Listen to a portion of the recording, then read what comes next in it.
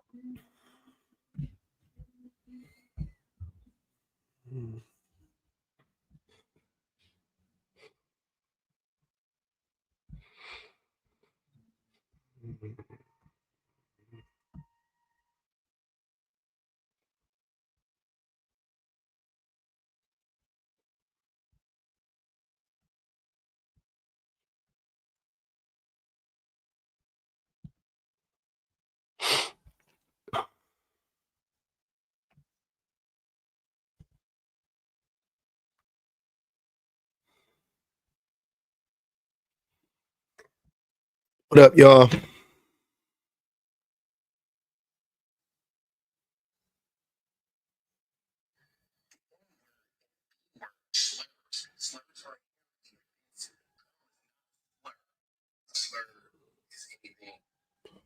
I'm live, baby. What's good, y'all?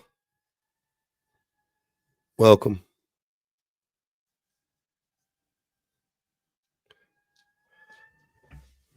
Jackson back there singing. What's good? What's good? What's good?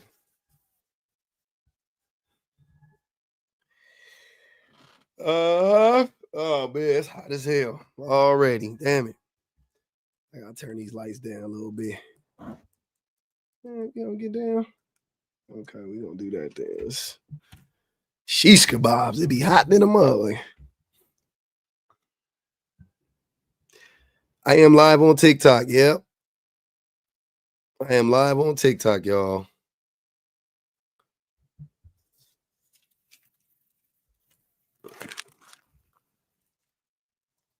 Yes, sir. What up, Shannon? We in this thing. Y'all sending this out?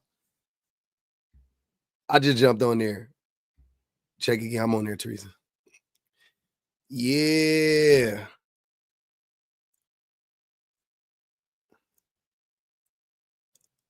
What DDG? I ain't gonna lie. I just went live today. It's been 7 whole days. Mm-hmm. Take that, take that, take that. Yeah. That's what's up. Welcome. Nah, yeah, you good. You ain't missed nothing. You ain't missed nothing. I've been live sometimes. Yeah, they been on that though, Shannon. They been on that. That's one of the things that make your boy not even be wanting to go live half the time. Like, they be playing with me. Flaws and all, I appreciate it, man. Welcome to all the newcomers. We just getting started.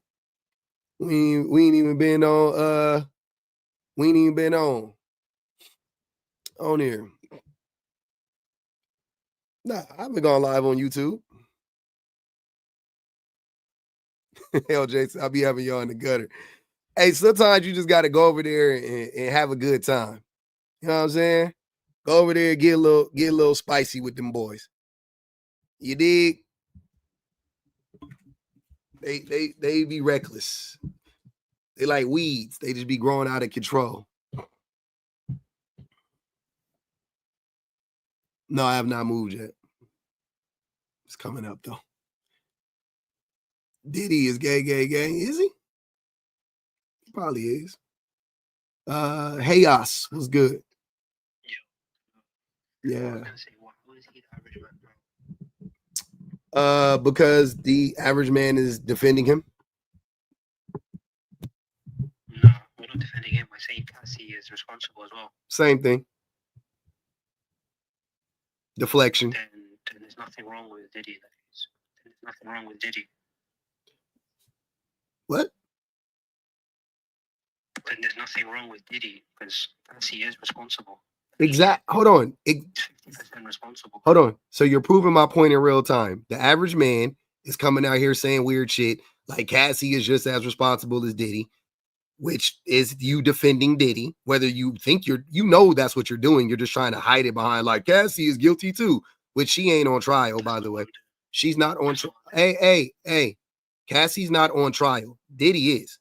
Last time I checked. Right? So he obviously, she's not as responsible for any fucking thing that happened. She was a victim. You can't be a victim and responsible for what happened at the same time. That's stupid. But men like you are saying that it's true. She is a victim. She wasn't beaten. She wasn't beaten. No, she ain't. Hold on. So there's no evidence. Hold on.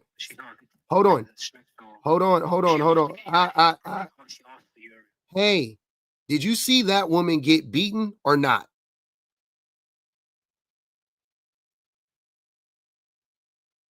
That's when you answer, when I ask you a question. Yeah, I just answered. I know the DF is. I can't. Your phone is not working properly. Yeah, I said yes. Okay, so if you saw her, so that's just a glimpse, by the way. That's just one recording. Just one. We as the audience, we're often not privy to that type of information. We often don't get access to actual beatings happening in real time. You know what I'm saying? Happening to a person. We got that.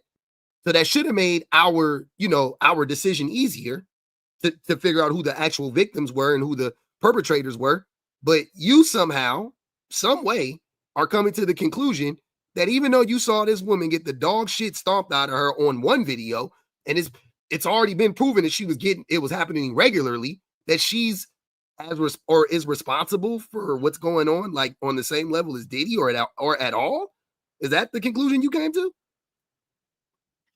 So she, so obviously she's the victim of the beatings, but beyond that, she's asked for the free costs. She literally asked this text message of her asking to attend the free costs. So clearly she is just as degenerate and just as perverted as Diddy is. She's into the same sort of stuff Diddy is. So she's not a victim of the sexual act. She liked those acts. So she's a weirdo herself. No matter what you say, she is a weirdo herself. Yeah, okay. And she liked urine. She asked the guy, yo, urinate on me. Yeah. So I wanna be clear. Two things. She was, I don't know if you know this about people who get beat. I'm going to ask you a question. I'm not going to tell you. I would like for you to figure it out. So when people are in abusive relationships and there is a disproportionate amount of power in the relationship to one person in the relationship, is it or is it not often common for the person who is being abused to then take on some of the characteristics of their abuser to please their abuser?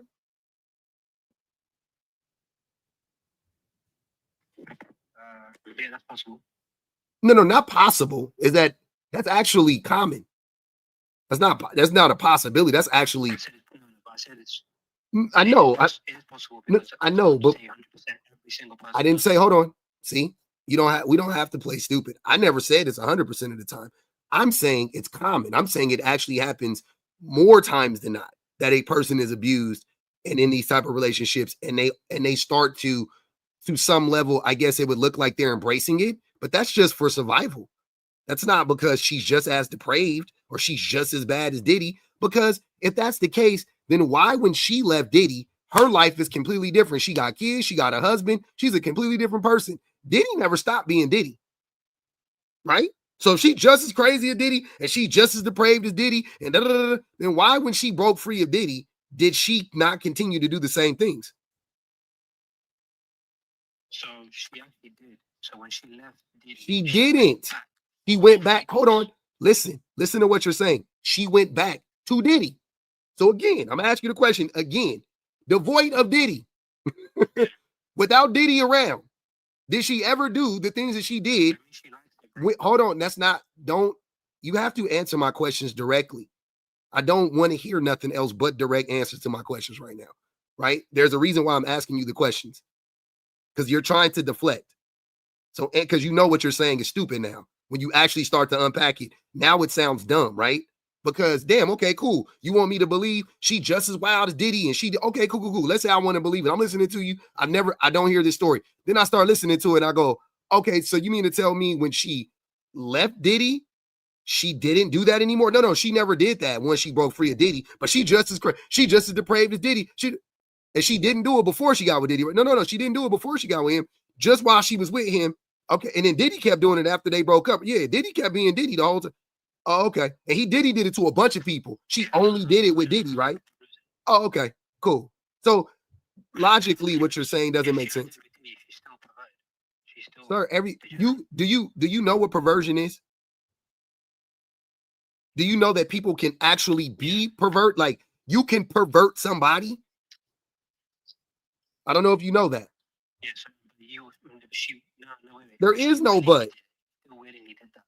No, that again, willingly in this instance, it's not true. She didn't willingly do this stuff.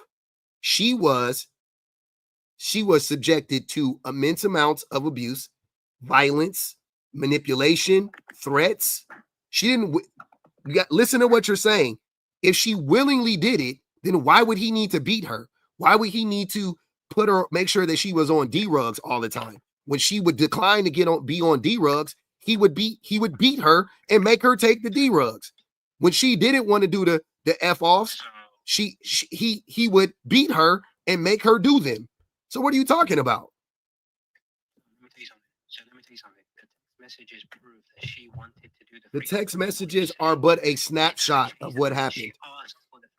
Sometimes I'm sure. Hold on. Again. Hold on. Again, you're a degenerate. Again, sometimes she asked for the free calls. Sometimes. Again, yes, she did. Why would she do that would be the next question. Oh, because she was trying to ingratiate herself with the man who she thought she loved, or she said she loved, I should say, who she thought loved him, and also a man that was wildly violent, who was wildly coercive and manipulative. So sometimes she would ask for them. Yeah, cool. That's it. Now that's supposed to make me be like, she's just as bad as Diddy. Like, is that what you're like? The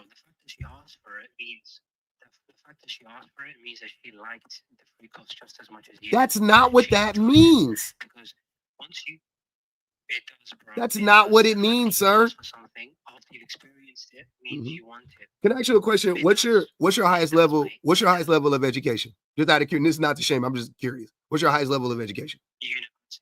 So you went to university. Literally university. I got you. And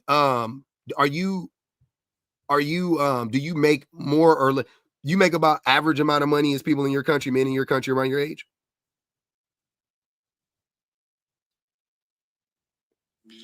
Yeah. Average, I'd say. You make around a little bit above average. Okay. And you would say you live like a pretty average lifestyle based on the men in your country around your age, right? So what?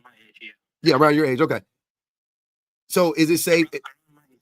Yeah, around your age. Okay. So is it safe for me to say that you are the average man in your country?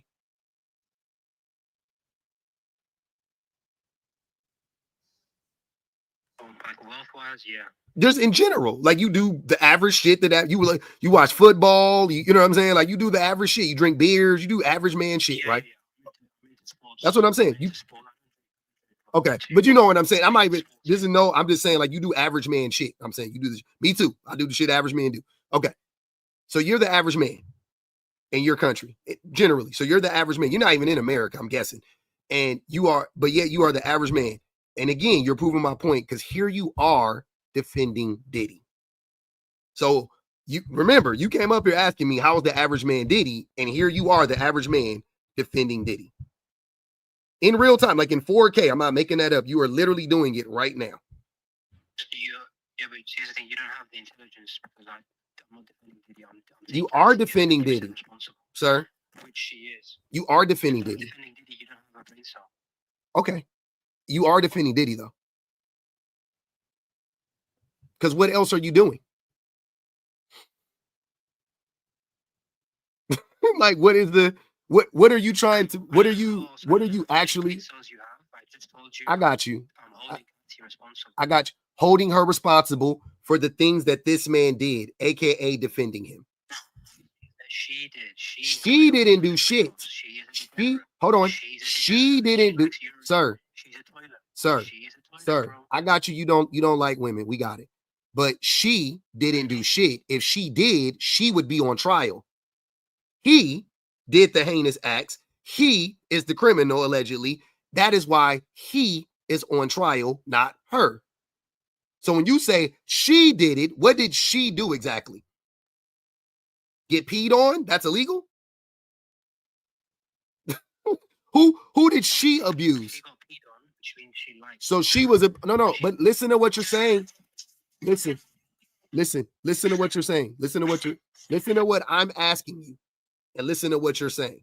I'm asking you, when you say she is on the same level as he abused people, he allegedly even unalived some people, he is running a rack, he was running an illegal enterprise. I'm asking you flat out, did Cassie also do those things? Cassie dated a man. Sir, that ain't, hold on. No. She knew about those things. Don't give a fuck. I asked the question directly.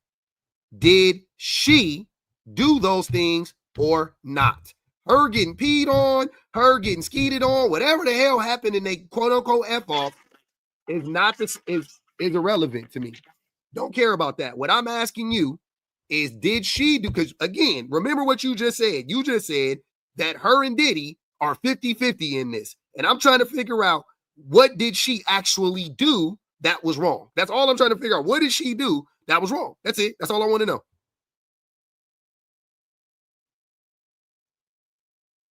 Yeah, I'm gonna say What? His phone not working. Go ahead, Meta T. said she is responsible for being a degenerate lover. Not That doesn't, that you don't have an answer for what I'm saying. Go ahead, Meta T. Good to see you. Blessed. Mm-hmm. Average man is Diddy. Yep. I think that's a statement. Well, just keep in mind, you have an average man below me, admittedly so, and he's defending Diddy. So I'm already 1 for 1 right now. Oh, okay. Score thing. I'm gonna be unbiased. Mm-mm. I think that absolutely. Mhm. But I've heard multiple people, average men to women, all scopes of life, defend Diddy and defend Cassie. So I was saying that this is just one guy. You know? So no, he's actually not. He's just one guy who came up here. He's not just one guy that's defending Diddy, because most of the men I'm seeing right now are actually defending Diddy.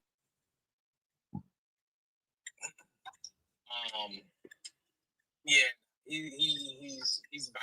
He's nothing but he should be punished for his actions. Mm-hmm. She should get whatever punishment she deserves for her actions. What punishment? For what actions? I mean, again, I'm 2 for 2 already.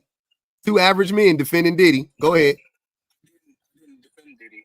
Hold on. I'm the same thing I told you. The same thing I told this man. I got to tell you the same thing. As soon as you say he's vile, and then you say but, and then you follow it up with Cassie deserves some, you're defending Diddy. I don't know how you guys don't know that. I would think that would be obvious, but that is literally a defense of Diddy. You are literally, what you're trying to do is, hold on. Shut up. What you're trying to do is, you're trying to obfuscate, which if you look at this in a court of law, right? Let's say you're the defense attorney for Diddy. You would, if you were defending Diddy, you would be doing the exact same thing. That's what they did to Cassie. They tried to make it seem like, oh, yeah, so you liked it, huh? You did it, right? To minimize what Diddy did to her, correct? I mean, yeah, that's what they did. But that's what you're doing right now, whether you want to be doing it or not. That is literally what you're doing. Therefore, you are defending Diddy, and you are an average man. Diddy is the average man. 2 for 2. Easy. I'm telling you, it's super easy. It ain't even hard. Y'all walk right into it. Y'all stroll right into the motherfucking point every time. I'm listening. Go ahead. Let this man. Hold on. Hey, yo, he on your side. Let him ask the question. Go ahead, brother. I don't know what his statement is. His statement is the same as your statement. Y'all had the same statements. I'm looking at the point. Yes, Diddy's foul, and he definitely deserves to be punished for his actions. I'm looking at the statement just like it's holistically like right, wrong, good, and bad. If everybody was smoking, yes, you have the main drug dealer, he getting the most time, but you was around that group. So if they get cased, you was around that group. You hopped in the car. So like there's some accountability. What did the people in the car do? They knew. So you can get arrested for so you can get arrested for you knowing that people were doing bad things? No, you get arrested for doing drugs and being. You can't. Okay, so you actually have to be doing the thing. Okay, but you're just saying because I've been in cars with people that got arrested right in front. Like I was in the car with people, we got pulled over, and they had a warrant, and I didn't, and I didn't get arrested. Yeah. So what you saying not making sense? It sound like you just trying to make an excuse again to let this nigga off a little bit because you identify with a nigga like Diddy. Y'all identify with Diddy. Think about what y'all doing. Y'all identify with Diddy more than you identify with Cassie. Think about that shit. You are closer to Diddy, right? You can understand Diddy more than you can understand what Cassie went through. Y'all are proving it right now. You do identify. Hold on, Ace. You. Okay, you don't have to say that. They'll know when you start talking what side you on. So you are actively defending. You are actively defending Diddy, the same as Hayos is actively defending Diddy, and the way that you guys are going about it is right.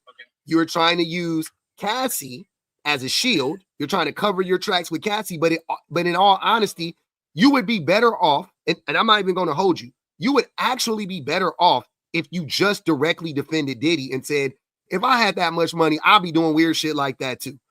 I would actually respect you more, believe it or not, if you did that. But y'all not doing that. You guys are taking a fucking victim and throwing her under the bus to defend this disgusting ass nigga. So you're worse. You're even worse. Like if we're talking morality, I would prefer y'all just to defend Diddy on his face. Like just defend Diddy. Just say I identify with a nigga that do like I identify with a nigga that look like this. This is the nigga I identify with, right? Niggas that do like this type of weird shit. I identify with this shit. I'm cool. I'm cool with this. I'm cool with this type of man. That's outrageous. That's outrageous. It is. This shit y'all saying is more outrageous though. It's more outrageous. Hey, gosh, you got a lot of background noise when you be talking. Yeah, he talking on a walkie-talkie. It sound like house phone or something. It sound crazy. Go ahead, and I'm gonna let Ace get in here. Go ahead. For sure. I'm saying what you saying sound outrageous. I don't agree with what you saying, fam. Of course you don't, because you don't want to get called out for being a fucking weirdo like Diddy. But that's what you being. I don't agree with Diddy. Diddy's a weirdo. You do agree with Diddy. Stop lying. That's the thing that I want y'all to do is stop lying. I want y'all to hold on. Listen. All I want y'all to do is to really own up to I be wanting y'all to stand 10 toes in y'all. I be wanting y'all to stand 10 toes in y'all weird shit. That's all I want y'all to do, right? Throwing a victim under the bus, right? Throwing a victim under the bus because you hate women and because you identify more with this. But hold on, why are you talking while I'm hold on, sir? Please don't talk while I'm talking. You throw a woman under the bus, right? Because you hate women and you don't have any empathy and you lack compassion, right? But also on the flip side, because you lack compassion and you lack empathy, you think that she got what she deserved. You think, and not only that, take it a step further, you think she actually deserves more of a punishment. Not the 10 years of abuse that she suffered. That's not enough, right? That's not enough. She deserves more punishment on top of that. And then when I ask you for what, you have no fucking answer. Never said that. You did say that. You literally said that. Don't, my nigga. I'm not, I don't like telling people I'm not dumb, but when I tell you this shit, I really mean this. I am not fucking dumb, my nigga. You literally said she deserves whatever punishment she deserves. That's what you got up here saying. Then I said, then essentially I got to the place of punishment for what?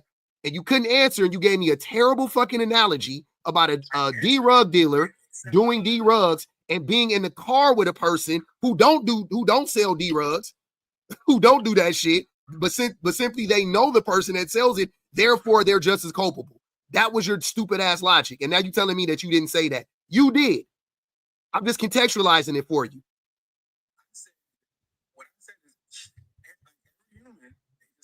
Nah, bro, stop. You never said like every human. I'm gonna Meta, I'll rewind it right now. If you said like every human, I give you $100. I'll rewind the tape right now. If you said like every human, I give you $100 right now. But if I don't hear you say that shit in there, you got to give me 100. Got him. Got him. Got him. Every time when I tell them I'm gonna rewind that tape, they start sweating because you think I'm stupid, nigga. I'm not dumb. I tried to tell you. I heard what you said. You didn't say that, and that wasn't what you were saying. So don't stop lying. Go ahead, Ace. Hold on, real quick, y'all. Give me a second. Ace came up here for a different reason. I don't even want to get involved in the Diddy shit right now.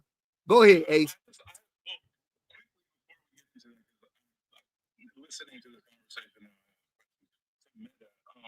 when you say that the human deserves to be punished, are you referring at all to Cassie? And so, yes. What do you mean by that? That's what he said. Yes. No, I'm saying he just said it right now. He never said it before. He just said it right now. So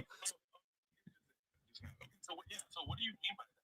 Like, you deserve to be punished for? So for being a woman. Never said that. That's a wild statement. You ain't gotta say it. That's the inference. I want to ask you here what do you mean by that? Okay, so what I'm saying is she deserves whatever punishment that comes with it. So that comes with entertaining, being around drugs, entertaining in the freak offs, any STDs, anything that falls, even if it gets her in court of law with like drug deals or like say D-rugs, because they gonna flag the line. D-rugs. Yeah. All I'm saying is if you know what they doing, the D-rugs, and if you know it's a freak off, and you going consistently, and you 10 years of it, and you set some of these things up yourself, documented text messages. Mm-hmm. If things come out or some people being assaulted, XYZ, you are a part of it. And if there's for this, the whole court hearing is Diddy versus the United States. Do you think that like on the plantation, do you think that there was black people that had to, that did things that harmed other black people on the plantation? Yeah, for sure. For sure, right? Like there was probably black people that helped actually hunt down other black people when they would get. I ain't gonna say the word. No. I'm not even talking about them. I'm not even talking about the house Negroes, and I'm talking about just like literally they just had a job, and some of their jobs would ultimately sometimes it would lead them to harm other, but you know what I'm saying, or put black people in harm's way, other people on the plantation, right? They wasn't no house Negroes. They wasn't like actively trying to like set black people up, but they had to do it. If they didn't do it, they would be punished. You know what I'm saying? So do you think that the black people that were forced to do those heinous things against other black people, you think that they should be held responsible for those acts, for those actions? If you compare it to slavery, like they didn't have a choice. Yeah, because she didn't have a choice. That's my point.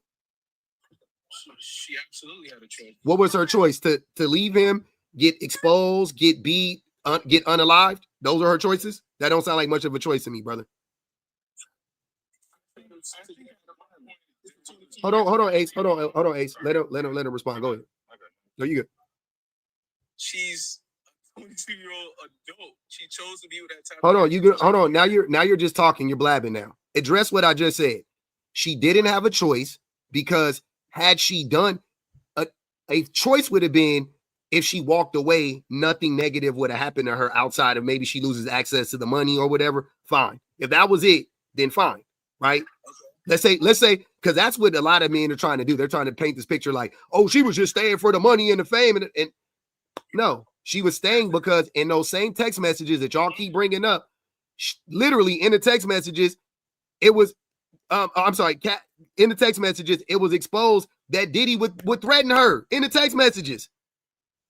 So what are you talking about? Like, and also Cassie got up on the stand and said he threatened me. He said if I left, he would expose me.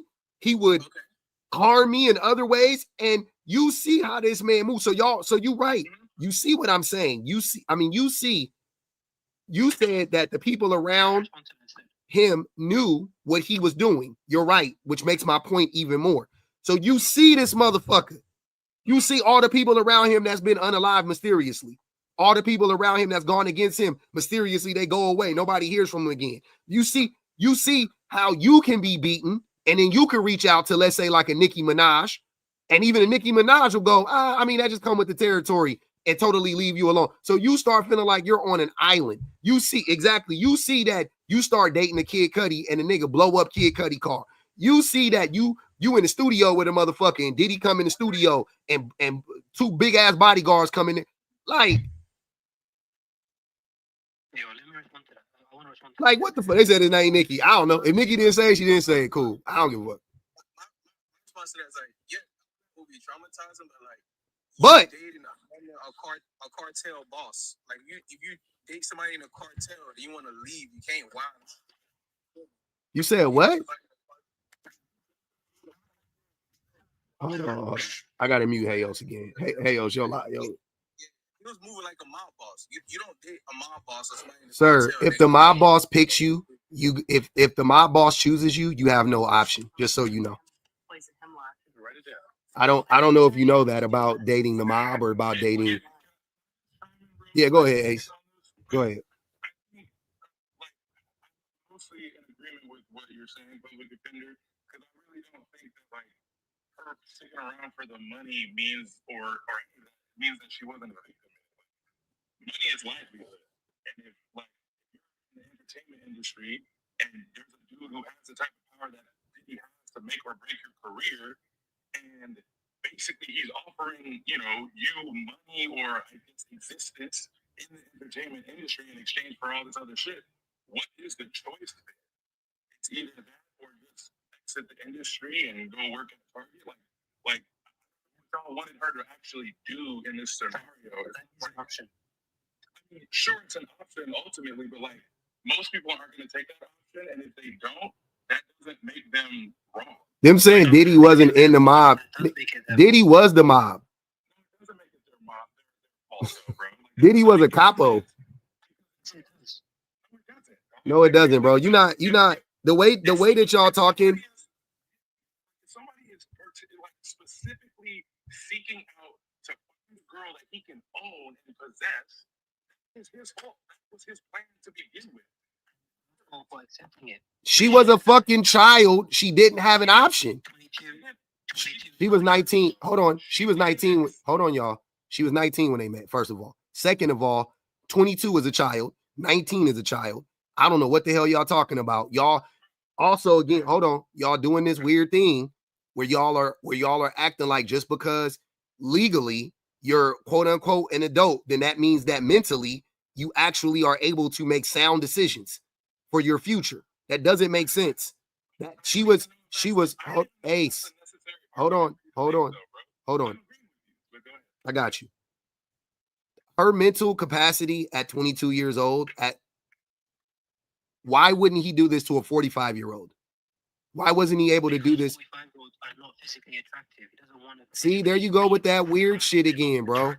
There you go with that weird. That's what I'm saying, bro. You weird. You're weird. You're Diddy. You're Diddy. You are Diddy, my nigga. You are Diddy. Bro, you are weird. Are you into women or are you gay? I don't get it. I'm married, bitch.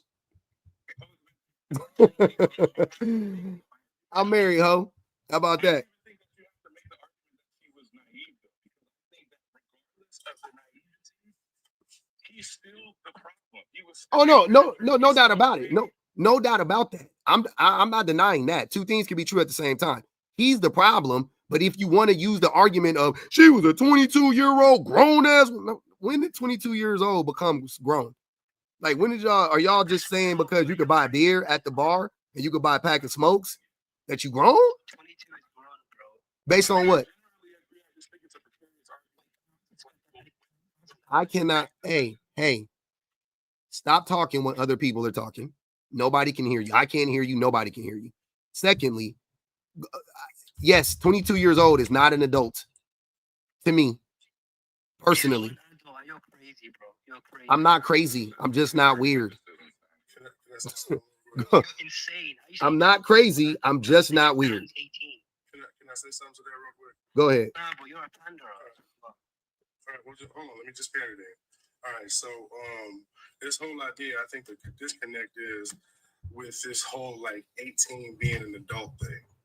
I think my mindset, anybody who's sitting around looking at a 17-year-old asking her birthday, talking about when you gonna be 18, them the kind of dudes that need their hard drives checked. Yeah.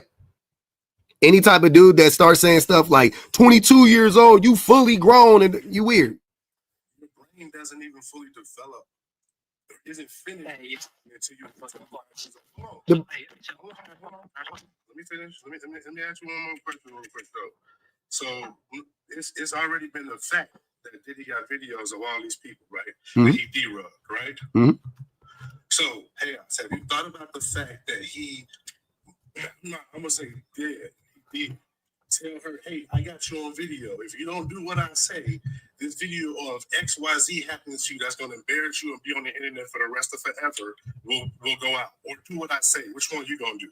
Let me ask you, somebody did that with you. Somebody D-rugged you, took a video of some heinous stuff happening to you, and then blackmailed you and said, if you don't do what I'm going to tell you to do for however long I tell you to do it, these videos will become public. What are you going to do? What are you going to do?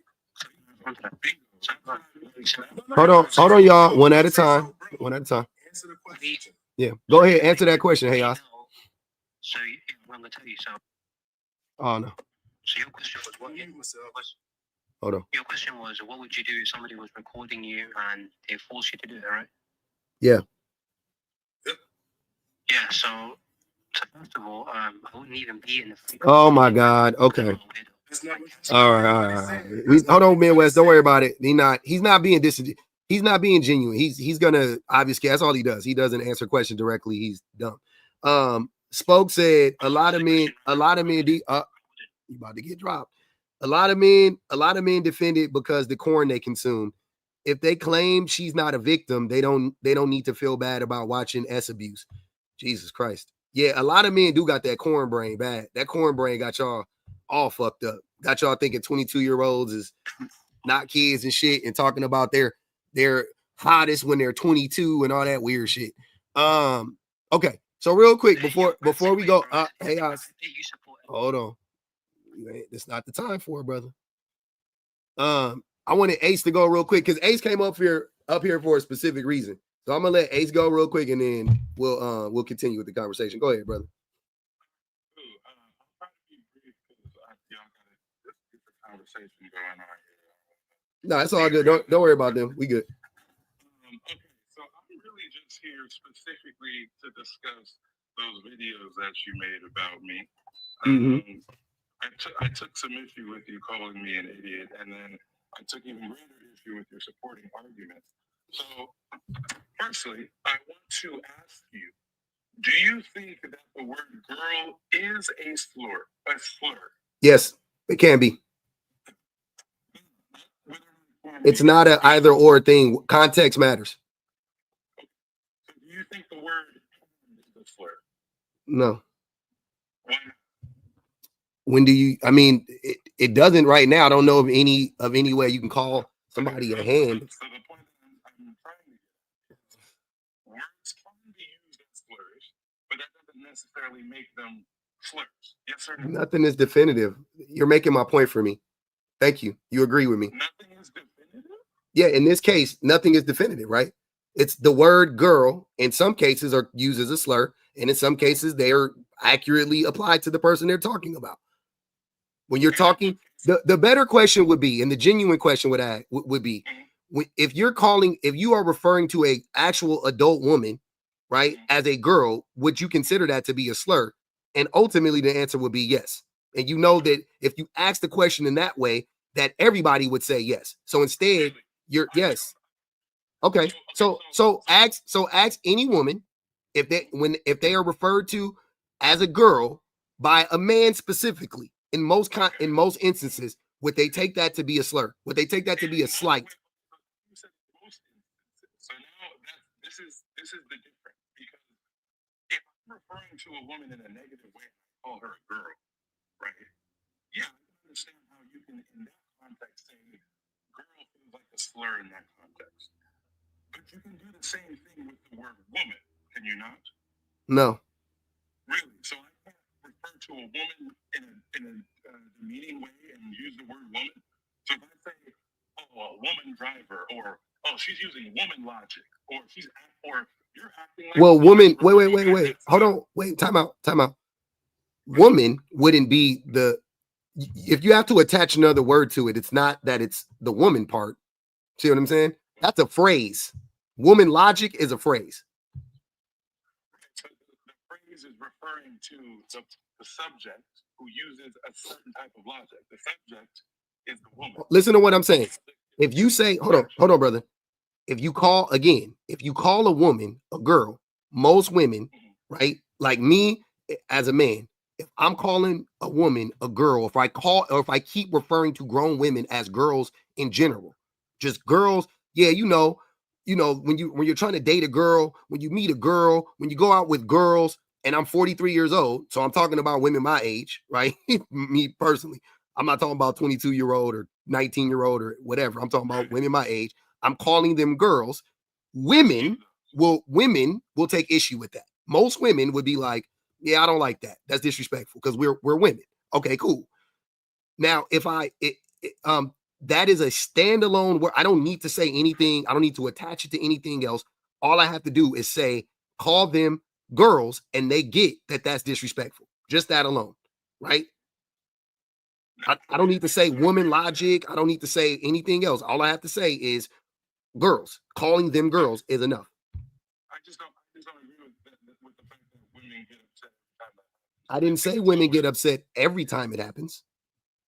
Okay, so the specific context in which that is said. Yes, which I explained in my videos thoroughly. You didn't actually explain the context. Hold on, I did. And I gave you another, and you know how I know? Because I used racism, because you're a black man, I'm assuming. No, I'm talking about. Hold on, listen.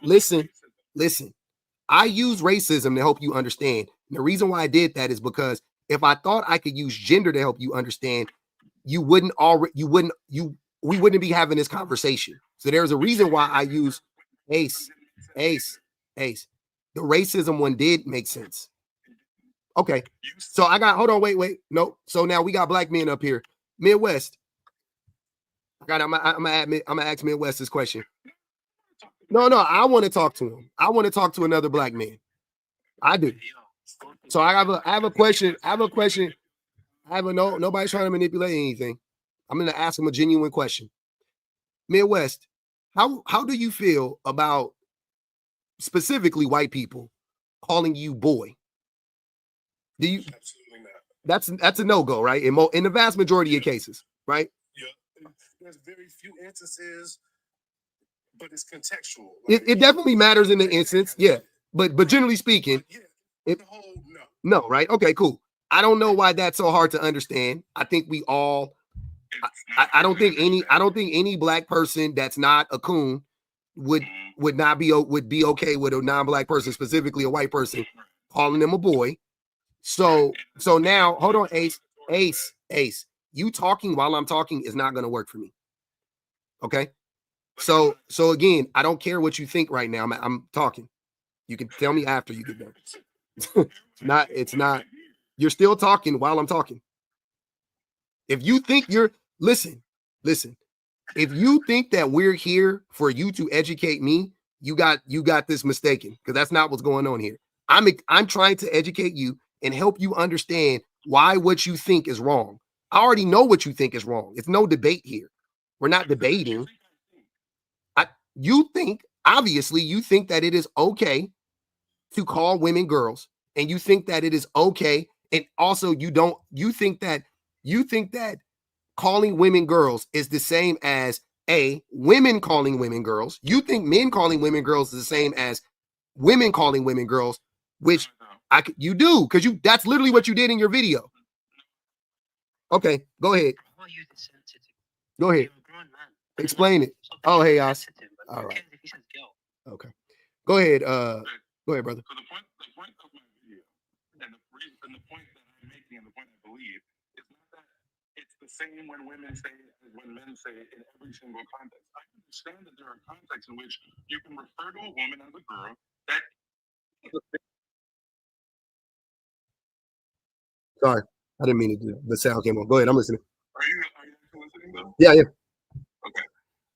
I understand that there are contexts in which you can refer to women as girls that is demeaning. Like, for example, in the workplace, you really don't need to be saying girls in like an office setting or a business setting. Like, that's weird, right?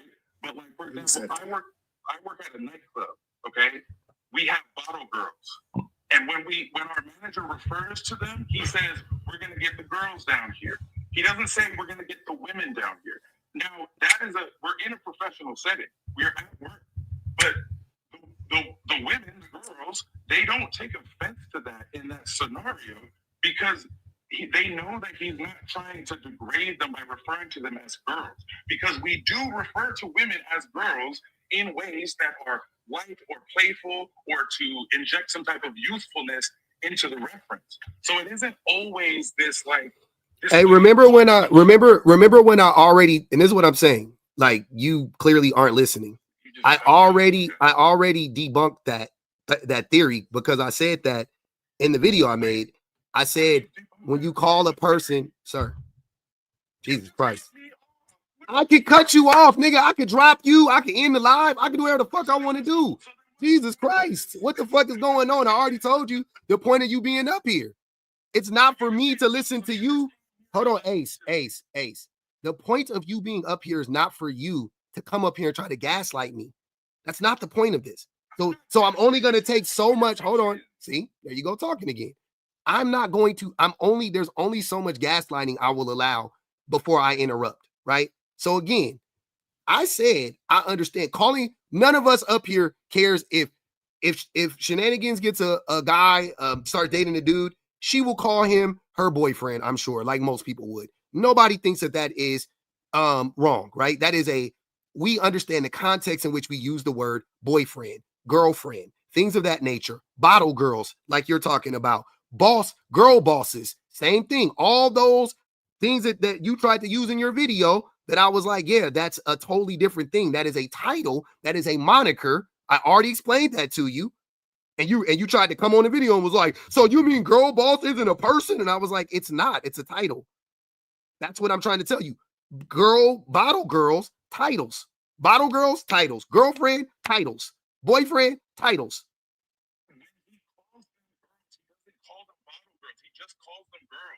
Sir, he shouldn't be calling them girls. Yeah, I was gonna call to speak on that, because that's also a choice. Like, I was a bottle girl, and our boss called us ladies. He never called us girls. So that's a choice that he's making. Yeah. Also, to be fair, yes, he is. But of course he is. Of course he's being sexist. And you thinking that it's professional, just because you at work don't mean it's professional. You just at work.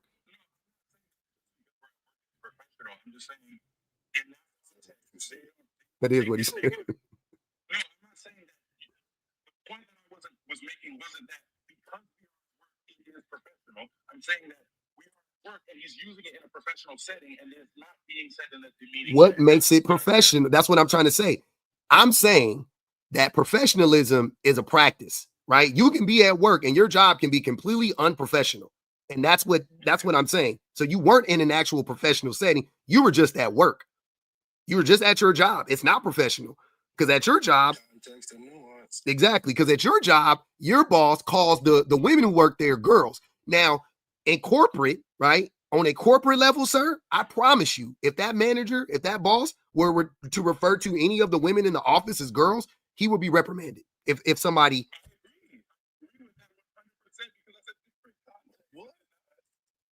No, you just... No, it's not. It's not. You just said, hold on. You just said it's... My point is, you can be at work and it not be professional. Your job is not professional. You are just at work. That's all I'm saying. I'm saying if you were in a truly professional setting, girl would never fly. That's the context. Girl, the word girl would never fly in a truly professional context. Huh?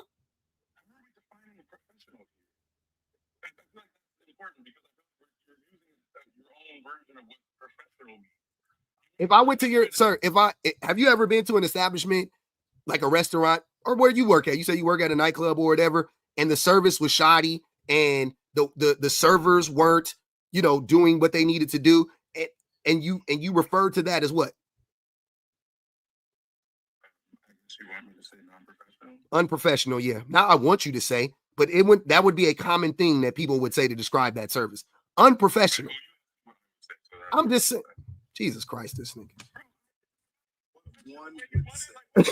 Jesus, this motherfucker. Hey, dude. Hey, hold on. But you know what though, Ace? I'm starting to see what it is though. It's literally just... I'm not grandstanding shit, my nigga. Semantics on a Sunday afternoon. He wasn't saying you. He was saying the collective. Then why the fuck did you?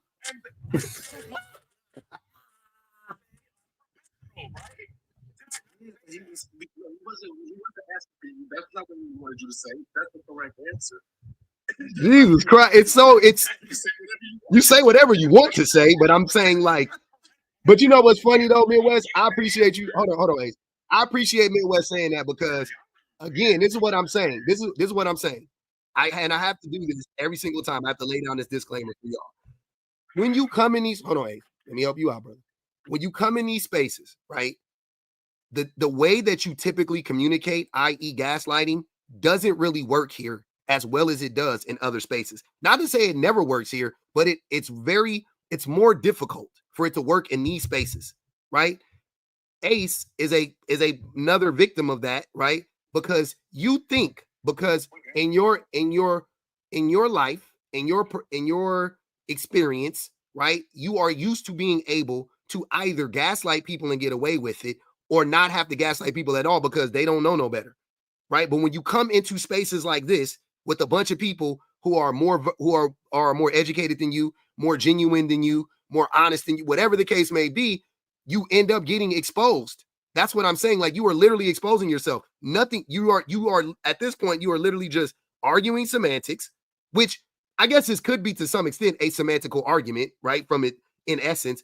But really, it's a debate about, or it's a discussion about nuance and your lack of understanding of why you shouldn't be able to call women girls, right? And then you getting mad. And I'm gonna wait. This is what I'm gonna do for everybody, because there's a lot of people that don't know. There's a lot of people.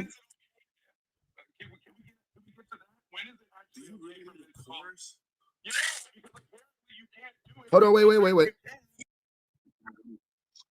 Be quiet. Hold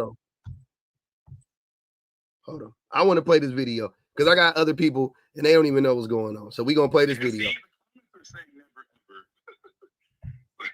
do you mean? I don't know. I ain't in the comments. Girl math. Girl. So we gonna listen to what... Hey, I remember a lot what the young lady said first. Okay. When a man says girl, but he actually means woman, I like to correct him. So, for example, Girl boss. Hold on. And you know what's funny? the woman actually says the context right there in front of his fucking face, and he ignored it. I didn't even catch that before, but she gives him the context. You did ignore it. You had to. I don't care where you talk to her. You ignored it. Okay. All right. When a man says girl, but he actually means woman, I like to correct him. So, for example, Girl boss. Girls night. Girl math. Girls girl. The girlies. Girls just want to have fun. I'm just a girl. You correct all those too, right? Nigga, please. Mind you, again, so she gave the context. She said when men want to when a man should be referring to women as women, but he goes out of his way to call them girls, she corrects them. That is what she is saying. That is what she said. That is what she said. Hold on. We're going to listen to it again. Because Ace is a stupid nigga. We're gonna help the dumb niggas out on the Sunday. All right, we got time today to help the dummies. Nigga, what? Hold on, we gonna help the dummies out on the Sunday. Hold on, brother. Don't get dropped, or you can go, but you gonna shut the fuck up while you up here. when a man says girl, but he actually means woman, I like to correct him. So, for example, Girl boss. Girls night. When a man wants to say, what did she say? A man wants to say woman, but he calls her a girl. She corrects him. That's literally what she said. How did I get it wrong? That's not what she said, bro. That's literally what she said. She goes on to say, for example, my guy friend yesterday said, I went out with this girl last night. And she said, you mean woman? And he said, oh, well, she's a girl. She's like, but she's not a child, right? And he says, no, right? That's the example that she... Yes, I know the example because I heard what she said. That would be the right time to correct him. No. That is actually the right time to correct him. Thank you. So you didn't understand what she meant, and instead you pivoted. Hold on. And instead, because you don't understand English, you pivoted and you started saying girl boss, girl clocks, girl dinner. You correct all of those, right? You thought you ate. That's why I called you an idiot, and you continue to be one to this day because you don't want to understand it. So you mean to tell me that you talk to this woman direct? So you listen to her whole video. Listen to what I'm saying. This is why I'm calling you an idiot in real time. So you listen to this woman's whole video, right? Where she gives you the exact example that makes perfect sense. Why would he need to call her girl there? There was no reason if he wasn't being misogynistic. Cool. So he calls a woman a girl. She corrects him. You didn't clock that. You still arguing against that for some fucking godforsaken reason. Then, no, you didn't, because you made the video after that. You can't say that and then still. So hold on, wait. So if you clocked it, then why did you make that video? Can I answer the question? Yes.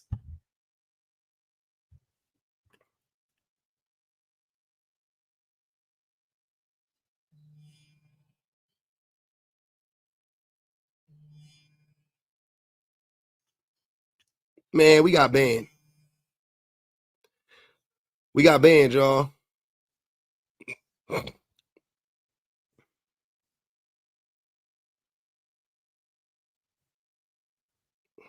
Y'all know how TikTok like to do your boy.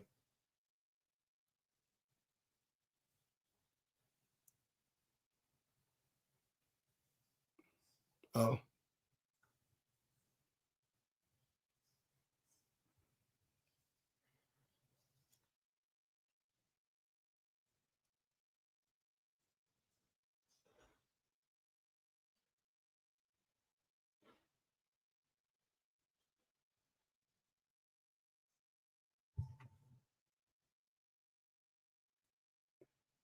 I guess they're trying to be more transparent. I missed the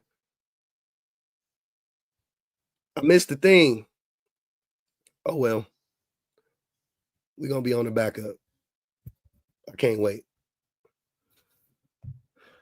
We on the backup.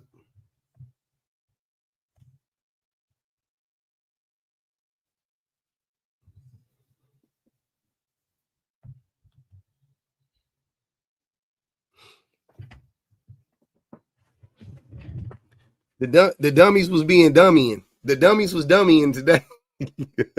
The dummies was dummying today. I don't know. Who knows?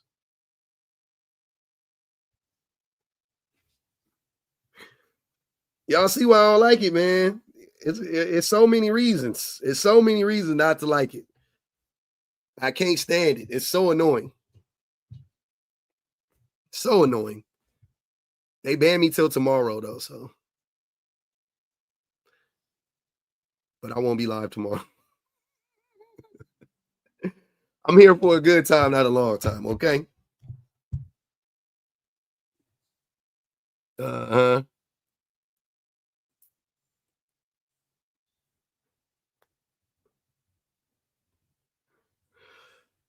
That shouldn't have been that difficult, though. Did y'all peep? How hard was that to understand? Was I tripping? I didn't understand. I'm like, is this really that hard to understand? Like, what is going on?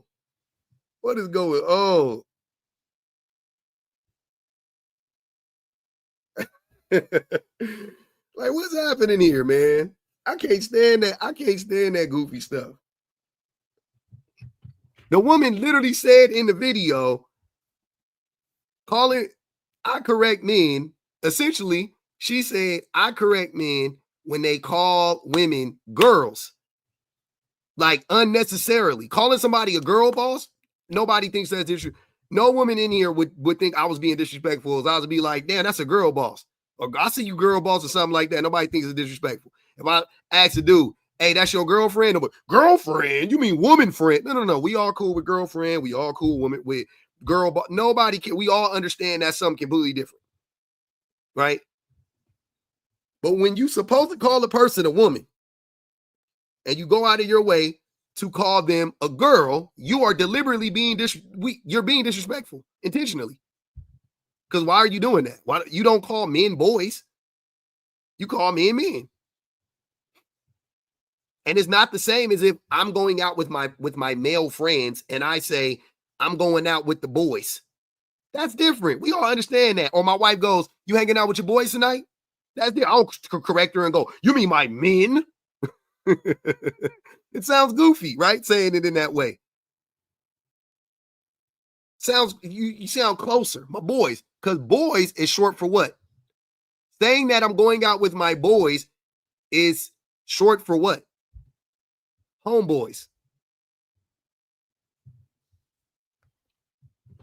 If I'm going out with my boys, it's short for homeboys. Are you going out with your boys? Yeah, I'm going out with my homeboys. I can say that, or you could just say your boys. Nobody thinks it's disrespectful. But if I go to an establishment and there's a bunch of white tea people around and somebody goes, "Hey, let me have this seat, boy." Excuse me? Who are you talking to, sir? I'm not your boy. Appreciate it. Yeah, nobody thinks going out with your girls is offensive. We know that. I'm not understanding. Damn. Give up that seat, boy, boss.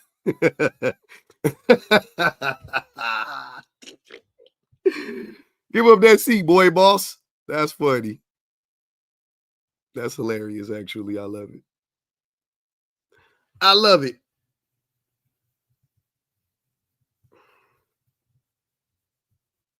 What up? No. The science behind men who intentionally just want to be offensive. Oh. What is the point of that? What's the point? The point is it's always to rationalize the like patriarchal standards and practices. To gaslight. It's so exhausting. Yeah, it's the gaslighter. The same way racist people do, right? Well, if you guys get to say the N-word, why don't I get to say it? And he'd be like, Nigga, what? You don't know the history? Nah, fuck. No. You don't get to say it. Shut up. Period. I'm not even explaining it to you. You can say it if you want to. You can say, I'm not. I heard a black man tell somebody the other day that he actually told a white man, I think that was yesterday. That was yesterday on the live I was on. Yeah, that he could say it. He said it was fine. Yep. You go ahead and say it. I was like, absolutely not. He was like, you can say it, man. I said, oh, okay. Yeah, we reached that point. I love it. Now, let me see. Nope. No, you good now. Okay. No, this intent to just gloss over like ideas that you're old enough to understand. Like, you know, when they talk about girl bosses or girl dinner or all this stuff, like, you know that that's not literal. You know that it's not literal. In the same way, just like you said, when you're talking about going out with your boys, people know that you're, like, they're not expecting you to be at a club with a bunch of 8-year-old boys. And they know you're not. And they know you're not demeaning your friends. You're not calling them. You're not trying to be offensive to your friends. Yeah. You're saying that because it is short for homeboys, and you know that your homeboys are neither in a home or your boys. Like, okay, we get it. And you would look really stupid and ridiculous if you were like, "Well, I'm going out with my man." That's goofy. I'm going out with 3 men. That's goofy. I'm going out with 3 men. But you could say you're going out with your man, and everybody would think, nobody would think anything of it. You could say going out with your woman. You could also say I'm going out with my girl. Nobody would think anything of it because girl is short for fucking girlfriend. Literally. But if you were a man, you would embarrass yourself really greatly, just like you said earlier. If you were to say that, if it were as accurate as possible, if you were not a woman and you told some girl, yeah, I'm going out with my man, you would look crazy. Even if you said it just the one time.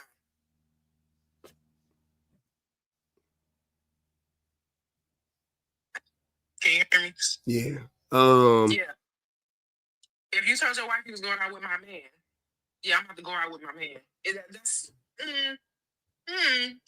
Now, if you honestly, I love being black because if you add a little S on there, now it starts to make a little more sense. Actually, my man's in there. Right, I'm going out with my man. You know that that can either be 1 man or 15. Mm-hmm. Who even cares? Nope. But again, the context is understood, and I think that that's the part that is very annoying because it's intentionally supposed to be triggering that you're playing the game of semantics when it comes to women, and you know exactly what that lady means, which is if you are referring to a woman or women and you are calling them a girl in a demeaning way, you understand what you are doing, and it will be corrected. That's it. There's nothing more to that. Mm-hmm. Oh, it's exhausting.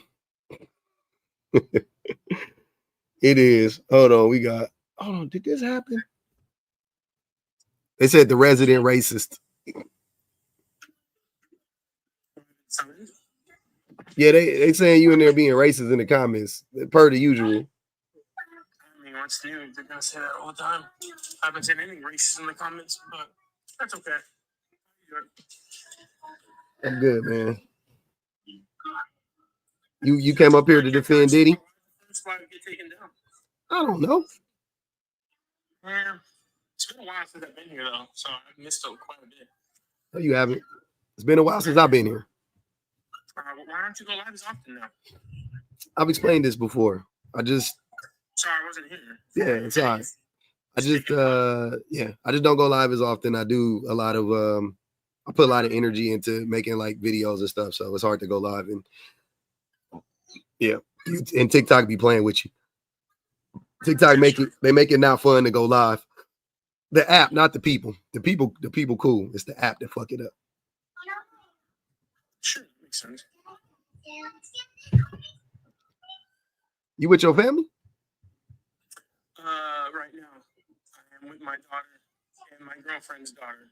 So, and she went out. So yeah.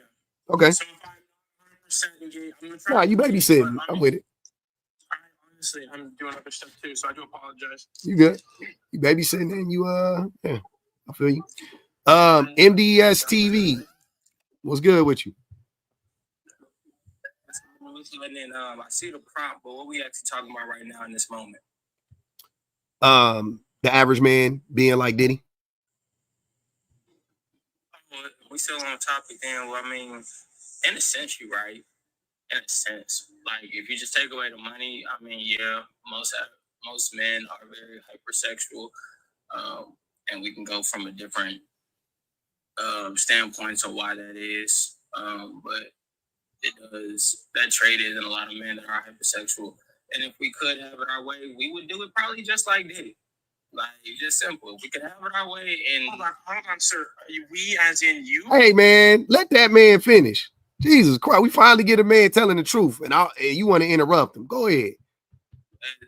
And if you ask the average man, if we do a Steve Harvey Family Feud 100 people survey, whatever, whatever you want, if you do one of them random videos where you just ask people downtown and they know what they woman, if you ask men really how they feel, and when you ask somebody how they talk in these back rooms like we do, the average man is Diddy, straight up.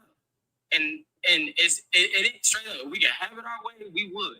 Women galore. Hey, anytime I want, I can take 4 or 5 days off and just get to it and party and have no obligations but me and this woman or whoever else I bring into the picture finna have fun. We would do that. Point blank, period.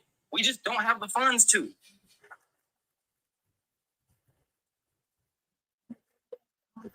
The person that I used to be a content creator on OF. I used to be a corn star or whatever. So when I tell you I've been on these certain expeditions where you've been in these certain rooms, and when people have it their way, they're gonna have it their way for sure, and that's man or woman. Because a lot of women have a fantasy of dealing with more than one man at a time. Hold on, wait. Back it up a little bit. You lost me at the women part. So, if you could really hear how these women talk, because growing up, I was the safe guy. I was what they call the nice guy that finished last. So I can hang around women. I can hang around a group of women, and I'm probably the only guy that can hang around. I was the one that got invited to the girls' night. And so me being the fly on the wall, just chilling, whatever. Oh, I hear how women talk, how black women talk. Like, wait, how we get to black women? Why you always? No, hold on. As I'm reading the comments, somebody said, "Were they white women?" I'm like, no. I hear. Oh, okay. So yeah, that's why I said. All right, I was so confused. I was like, why we gotta talk about black women? This is crazy. I can multitask. So all right. The comments, and somebody was like, "Was there white women?" I'm like, no, these were black women. Okay, but you only around black women for the most part. That's why you talk to black women. I got you. But also, I've been around multiple. I've lived a different lifestyle as a child and growing up as a young man. Like, I've been around all sorts, but women in general, though, if they can have it their way, they would explore their sexual fantasies too. But they can have it their way, though. No, they can't. I'm gonna be honest. No, like in my world, yes, you can. In my world, you can have your cake and eat it too. But in society, the real world, men will shame them. So men will shame. No, and that's the point.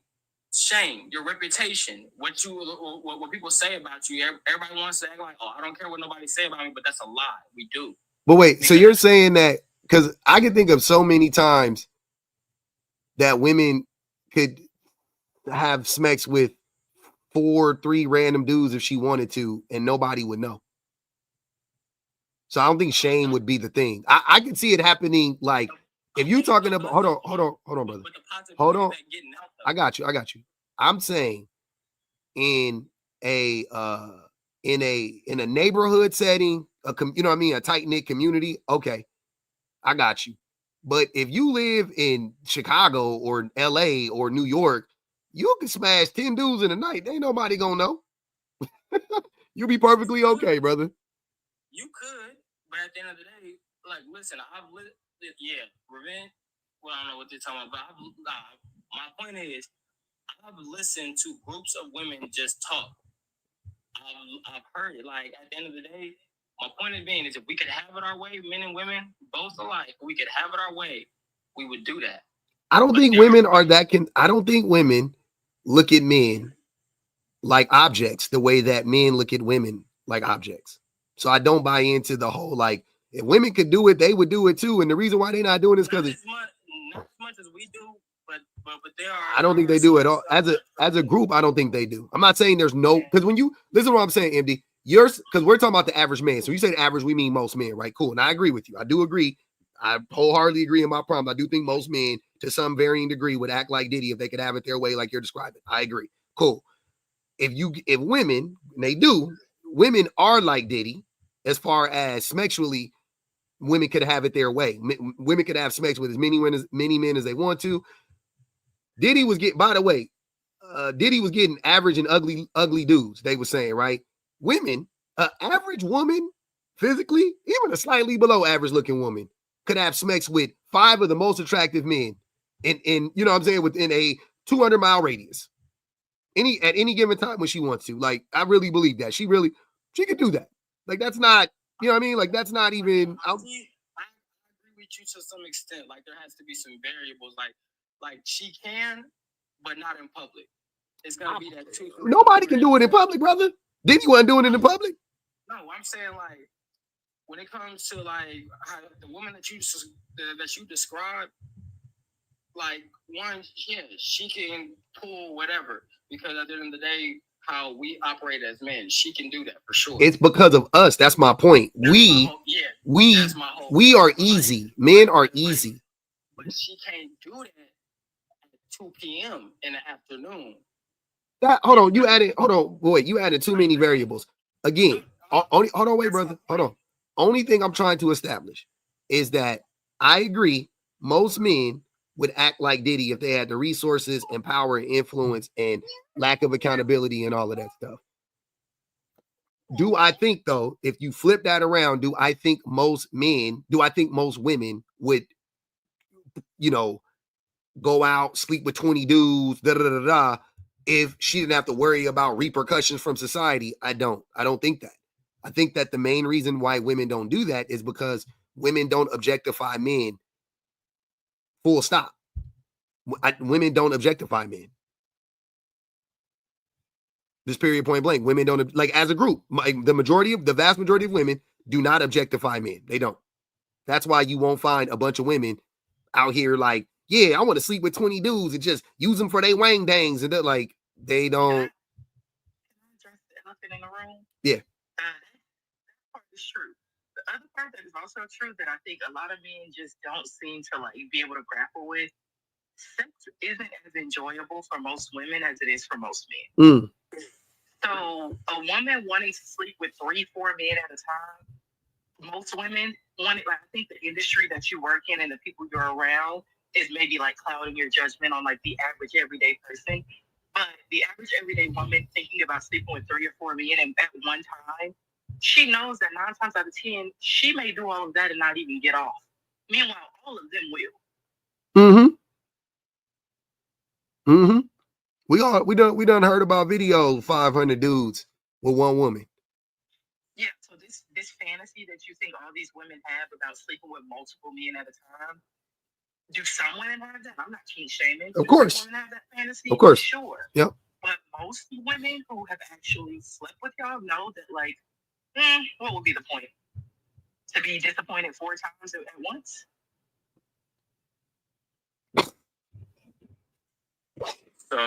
Disappointment magnified is crazy. You know, like 4 times the disappointment? Jesus. You are right. The average man usually does not please the woman to completion. A lot of men do not know how to do that. You are right in that aspect. And that being so, growing up, you know, you run into those certain women that's, you know, doing that at a young age when we 16 and up and 19 and all that other stuff. And you have me, I was very blunt. So I was like, hey, why, you know, what made you do that? Like, you know, they ain't like pay you, they ain't like, did you feel pressure? You know, I'm asking from a point of sincerity because I want to know. Yeah, pressure. Hey. Being young, making dumb decisions as a young teenager, being pressured into it, wanting to please your boyfriend or boy you like or whatever. Or they was touched when they was younger, and then they, you know. All right. I wanted to finish and give you her answer. Go ahead. So she said the reason why she did it is because, like you said, most times when she, whatever with a boy, she don't get hers. She was like, well, at least when, it's at least 2 or more, whatever, it's enough for me to, actually get mine. So that would be my only thing of my only rebuttal to you being saying disappointed 4 times. Yeah. Because when I asked old girl why that happened, why she did what she did, she's like, it's because so she could get hers. Yeah. The likely. I think the point that you're missing that I was trying to make is that when women are used to being sexually disappointed by men, they're not sitting around thinking about adding to it. They're not sitting around thinking, well, maybe if it was 3 more of them here. Like that's not going to be the thought process when you're used to being sexually let down. You're not going to be thinking, well, maybe that he would be better if there were 3 more of him. Mm-hmm. That's not typically how that works. Well, the reason I made my statement was because the regular women that I've been around, they have explained and expressed those fantasies and stuff. When we kick it in, we all drunk, whatever, and them loose lips get to going. I've heard a lot of stuff from a lot of different women when we just all chilling and etc. Just being okay. Honest. Well, the regular woman I am, and that I've been around, never heard it once. So I never heard that either. I never heard that either. You work in a sex industry, so even the regular women, like I feel like your circle is probably anymore, ma'am. Okay, you used to. I'm sorry, I don't know what you're doing right now, but your circle probably is leaning towards a certain direction because of that. That's all I'm saying. And it probably is lucky that it still is that because when we, especially, people know any industry you're in, even when you don't intend on being around those kind of people, like that's just the people that you end up around. You know what I mean? Just based on conversation, similar interests. Most of the people that I'm around are usually like in some kind of creative industry or in film. Like period. Those are usually the people that I'm around because those are the circles that I run in. So those are the conversations that I'm consistently talking about. And I would never be in a circle full of doctors, medical doctors, because I don't know anything about medicine. What are we going to talk about? We're not going to have a mutual conversation like that. The reason why you think that this is a norm is because of the fact that you are, even now, you probably are still in circles with women who do feel the need to explore in that way. However, outside of those circles, those things aren't happening, especially the logic behind a woman not being able to get an O with one man and then going to find 2. That's crazy. I can't even wrap my head around that because if the one man can't do it, then why? You know what I mean? Why would I go find 2? It's different. It's different. It's different with men, to y'all point, because you get a woman and she blowing your mind every time. You like, it would be so dope if I had 3. You know what I'm saying? Like that makes sense. But if one nigga is like, and every dude you ever had is like, he cool, one to some varying degree. Like this one's better, and I liked him more, and he was cuter, and da da da da. But none of them really, did what I really needed them to do. You're less excited to be with those men. Adam said, Cap, most women ain't trying to get ganged out. That's facts. Also, the safety factor. It just, most I don't believe most women are interested in sleeping with a bunch of dudes. At one time, right? I just don't believe that. I don't believe most women are. I do believe there's a good amount of women that do want that and yada, yada, yada, yada. I won't disagree with that. Teresa said, men do it for power, women do it for pleasure. That's facts. That's real. That's a word right there too. Men do it for power. Men do it. We run up our numbers so that we could get exalted. You know what I'm saying? We can level up within the patriarchy, within the cult or whatever. And women just be hunching because they like to hunch. I do want to know, MD, what was your purpose in bringing that up? Like, what point were you making with that? Because I don't think you got to it. What was my point? When you brought up women wanting to have orgies, what was your point in bringing that up? Like, what point were you making? My point being that when we say the average man is Diddy, I was saying it goes both ways for both men and women because if we could all have it our way, we would have it our way, whatever that looks like for you.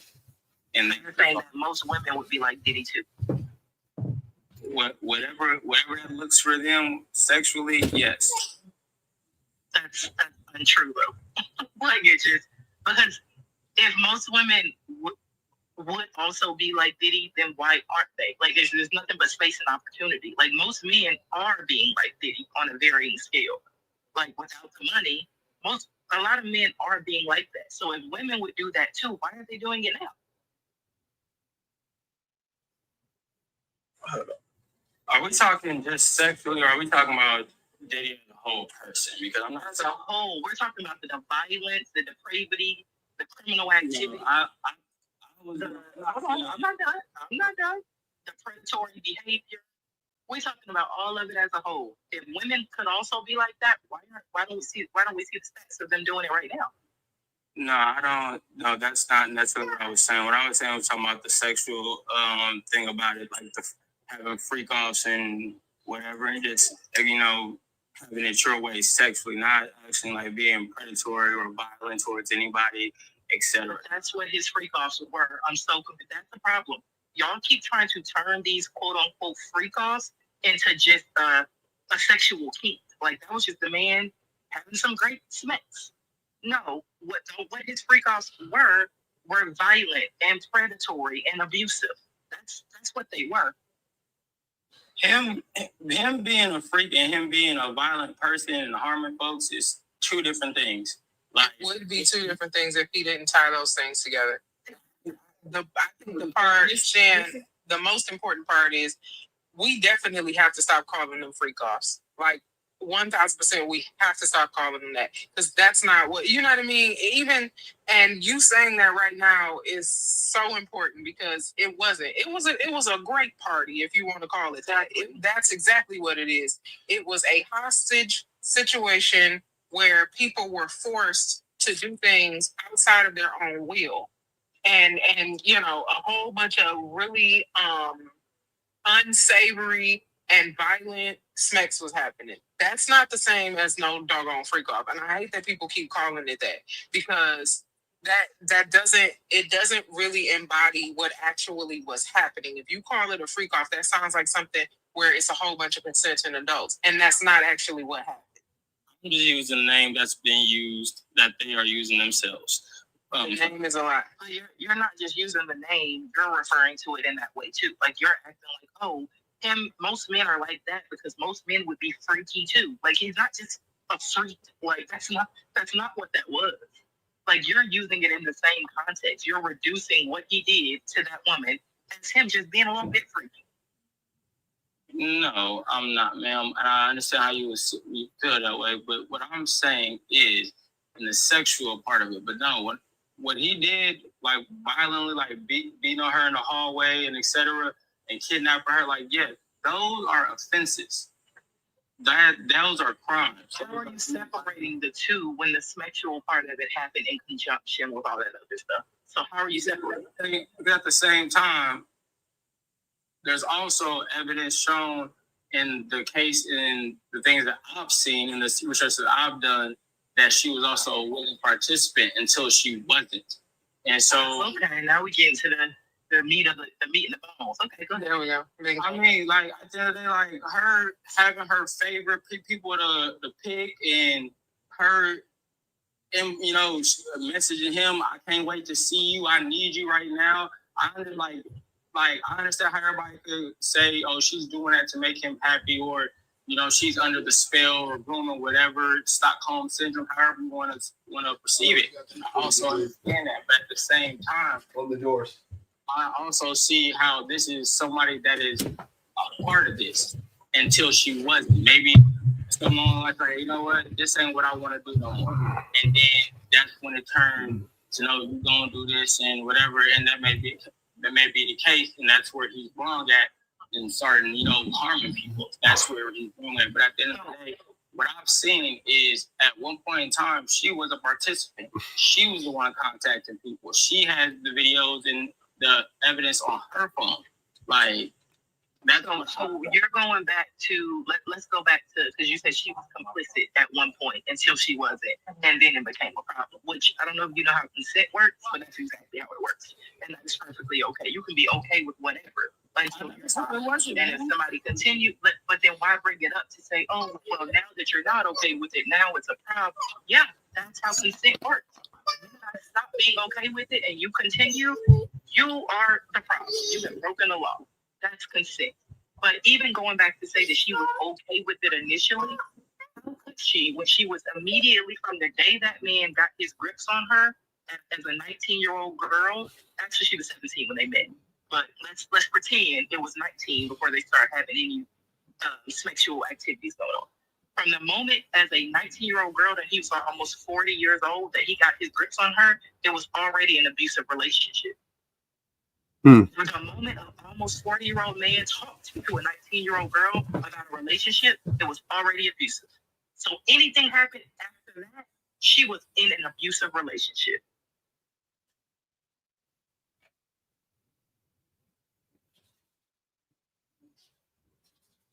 Now, I think the other disturbing part is that when you don't understand how abuse works, you think that people are consenting to things that they are not. And that's another reason why the way that these things are being framed is as if, you know, you can voluntarily make the decision. I dare to say that she never even voluntarily made the decision to be in a relationship with him. I don't know if anybody else has seen that video of when he met her, when they were with what's that man name? Ryan Leslie.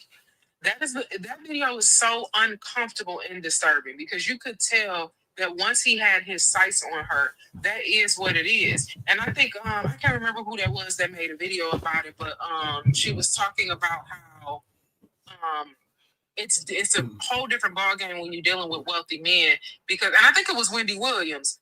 Wendy Williams was saying when you're dealing with a man who has amassed a great amount of wealth, it's not a matter of you turn him down, he don't know where you at, and he goes away. That man has the money, the access to find your hotel room, to land a helicopter on top of that hotel, to pay off all the people who work for that hotel, to get direct access to you. That was a whole lot of the reason why she was with him so long in the first place. And if you think that a woman can be in that kind of a relationship where she's experiencing immense amounts of abuse, like some of the stuff that they talked about in them court documents was just absolutely downright disgusting. Like, it will make your skin crawl, some of the stuff that they were doing to that girl. You have to know that somebody with that amount of power and imagination for pure evil absolutely has access to forcing you into that relationship, especially if you're 19. So of course, when you look back on it, you'll put yourself in a position where you go, well, yeah, I did want to be with him. That you probably didn't even want to be with him, because that manipulation begins well before any of the physical stuff starts, well before that. And it's more so draws a conclusion towards why it was so many people around that knew the abuse was happening and did absolutely nothing. Why were those people consenting parties? If she was so, the thing that blows me too, if she was so complicit, then why in all of these instances was it referenced that the security guard had to go get her, that this person had to go get her, that person had to go get her? If she was just willingly doing everything, why was it always somebody had to go track her down? Somebody had to go take her here. Somebody had to bring her there. Somebody had to give her a valley or whatever the case may be. It was never like, it wasn't like she was just doing all this stuff, you know what I mean? Like freely. It was always somebody, oh yeah, his security guard, and Bill would show up with a cup full of da-da-da-da-da. And then Susie made sure that he, it was always these handlers or whatever the case may be. Why? She would have been, for y'all to sell me on this idea that like she is guilty and for some of this stuff too, nobody would have to keep her in line. You know what I mean? Like she would be the one keeping everybody else in check, but she was never the person keeping everybody else in check. She was always just like a cog in the machine. You know what I mean? Nigel said, he is both a freak and dangerous. Hello? Go ahead, Nigel. Hey, y'all. I really wanted to say, number one, this idea that like men who won't confront their friends when they're being weird to women would just up and leave Diddy immediately. The minute that they saw or they felt like they saw something wrong with him. Like, y'all don't even talk to each other, so you wouldn't have left either. Number two, it almost sounds like y'all have this, or you specifically, MDSTV, that you have this idea that the one time that we saw the video where he hit her was the only time, and that she should have been able to brush that off and just go ahead and leave immediately after that. Like, abuse is a process, and it baffles me that y'all think that it's just something that you just, and don't get me wrong, the idea of somebody slapping me and I'm not gonna slap them back sounds like, weird. It sounds wild because I feel like I would hit you back. But we're talking about a 17-year-old girl who fell in love with somebody years older than her. He groomed her, showed her all of these things she's probably never experienced, and he started abusing her. Physically abusing her on top of the mental abuse. And you think somebody could just up and leave? Like, where do y'all get that from? Again, you guys don't even confront each other. So I'm really trying to figure out where this sudden bravery is coming from. Also, he didn't start abusing her until like a year into the relationship. It wasn't like day one, like you said, he was grooming her.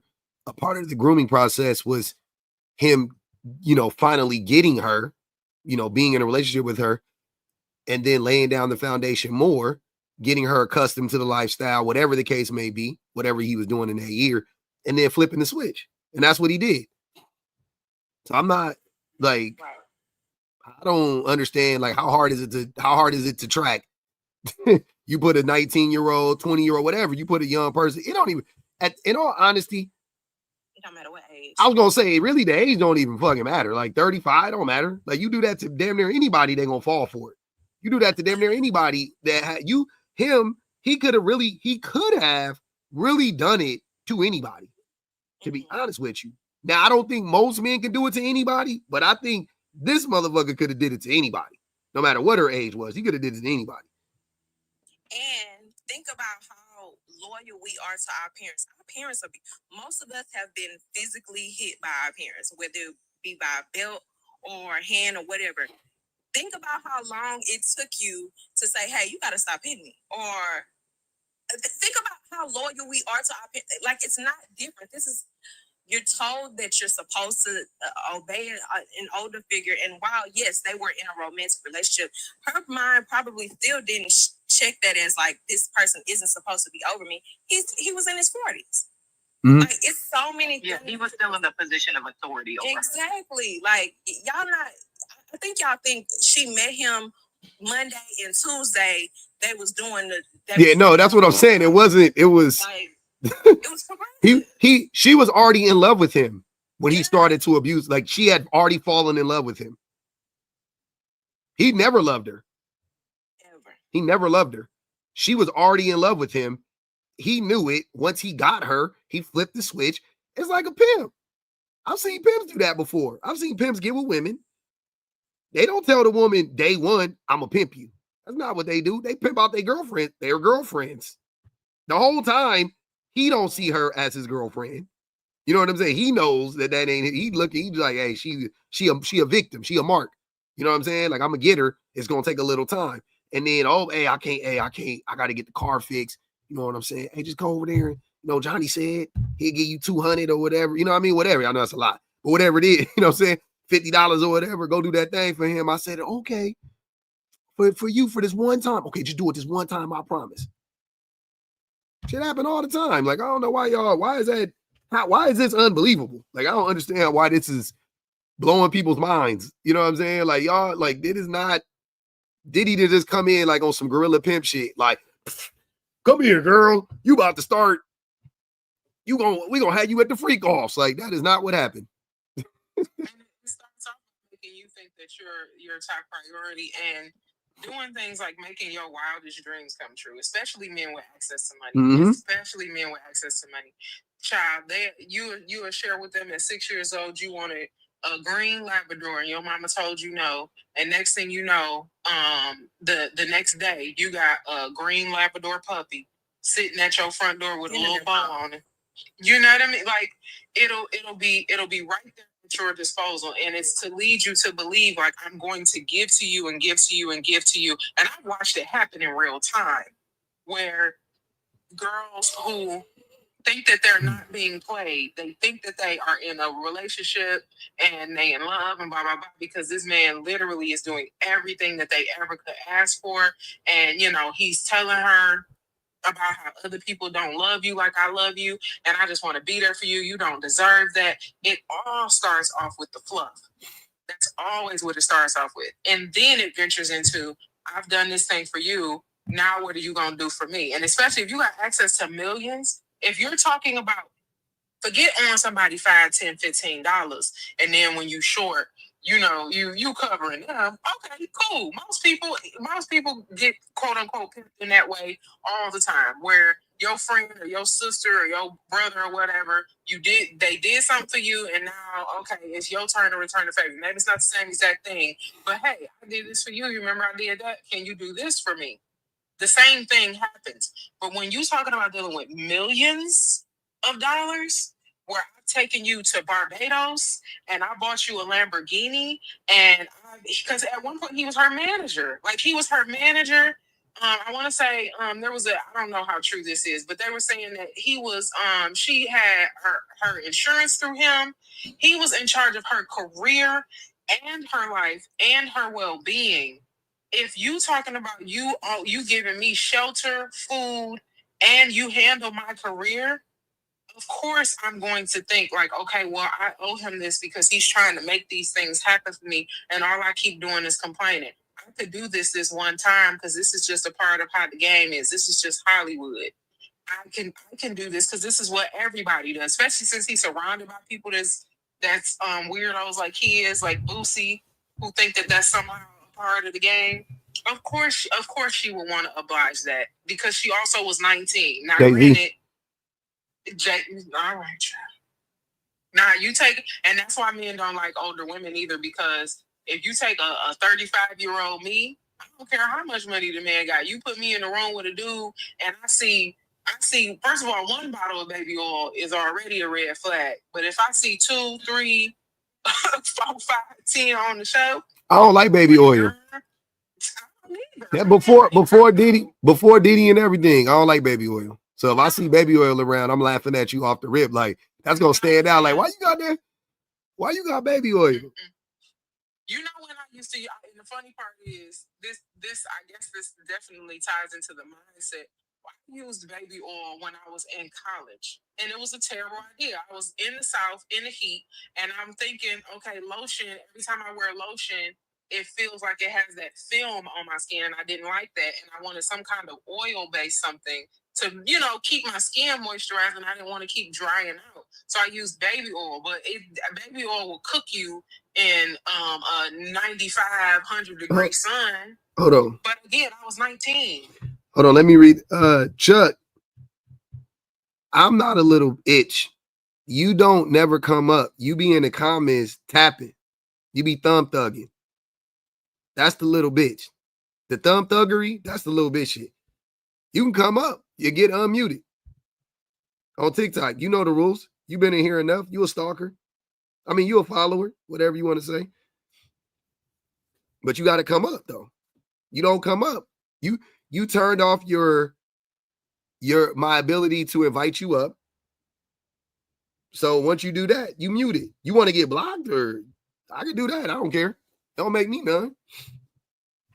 I love to have the conversation, though. But you got to come up to have it. I don't know what you're saying in the comments, to be honest with you. I see you commenting a lot, but I don't read everything you be typing out. You know what I'm saying? So if you want me to see it, I'm not going to see it. So just come up and have a conversation. Don't be weird. Don't be scared. Don't be mad at me. The Truth said, plus he intentionally locked her in a 10-album deal. Damn. When she would try to leave, he would send his lawyers after her saying, you still owe me albums. That deal was manipulative and deliberate. Yeah.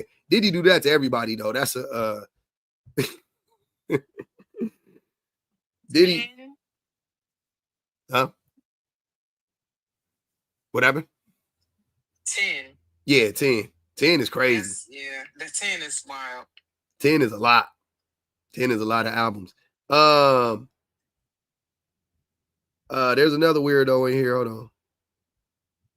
Sue W wilding out in the comments. Hold on. Man, where that weirdo at? So many weirdos in the world. Let me see. So I can eat. All right, bet. I can't. Oh, Common Feminist says Cassie's story doesn't even make sense. Sure. Cool. 10 albums is wild, and you've done music before, so you already know. Even with the deals that people make, like 10 albums is your whole catalog. But top artists aren't even. Michael Jackson. You know what I mean? Michael Jackson don't got 10 albums. Solo? Michael Jackson don't got 10 solo albums. I'm saying a deal would never be for 10 albums. It might be for 2, maybe. But even that speaks to like her age and like at the time, her not having people around her to be able to advise her. As a 19-year-old, and we were talking about this yesterday, BPG, about how when you're 19, you feel like you got the whole world in front of you, you got all this time in the world, and when you're 19 and somebody says, "Oh, sign this 10-album deal," you're not thinking that's my entire catalog. I probably won't even make 10 albums. You're thinking I'm gonna make 60. Yeah. Well, he's telling her that too. You stick with me. You're gonna make 20. You're gonna be the biggest pop. You're gonna be Janet Jackson and all that shit. You go, okay. Exactly. But when you're 19, you're very naive. You think that you can do anything in the world. You young, bright-eyed, and bushy-tailed. Mm-hmm. And they know that. The men know this, and it's insane that they deliberately pretend like these 19, 20, I'm gonna go all the way up to 25-year-old girls are just all of a sudden the most mature, wise. They know exactly what's going on. They know exactly what they're doing, blah, blah, blah. But then when they talk about themselves, and y'all hear it every day, oh, that man was only 28. What did you expect from him? Men don't really mature till they about 35. Mm-hmm. Somebody said Mike got 10 albums. I don't know about that. 10 studio albums. Thriller, Bad, Off the Wall, Dangerous. I don't even remember it. Blood on the Dance Floor. I don't know. Not Michael J. Mike don't got 10 albums by himself. Not that I know of. I could be wrong, but I don't think he got 10 albums by himself. MD, are you still there? Thriller. Invincible. Oh, okay. You're the one that was on this whole conversation of Cassie was complicit in it.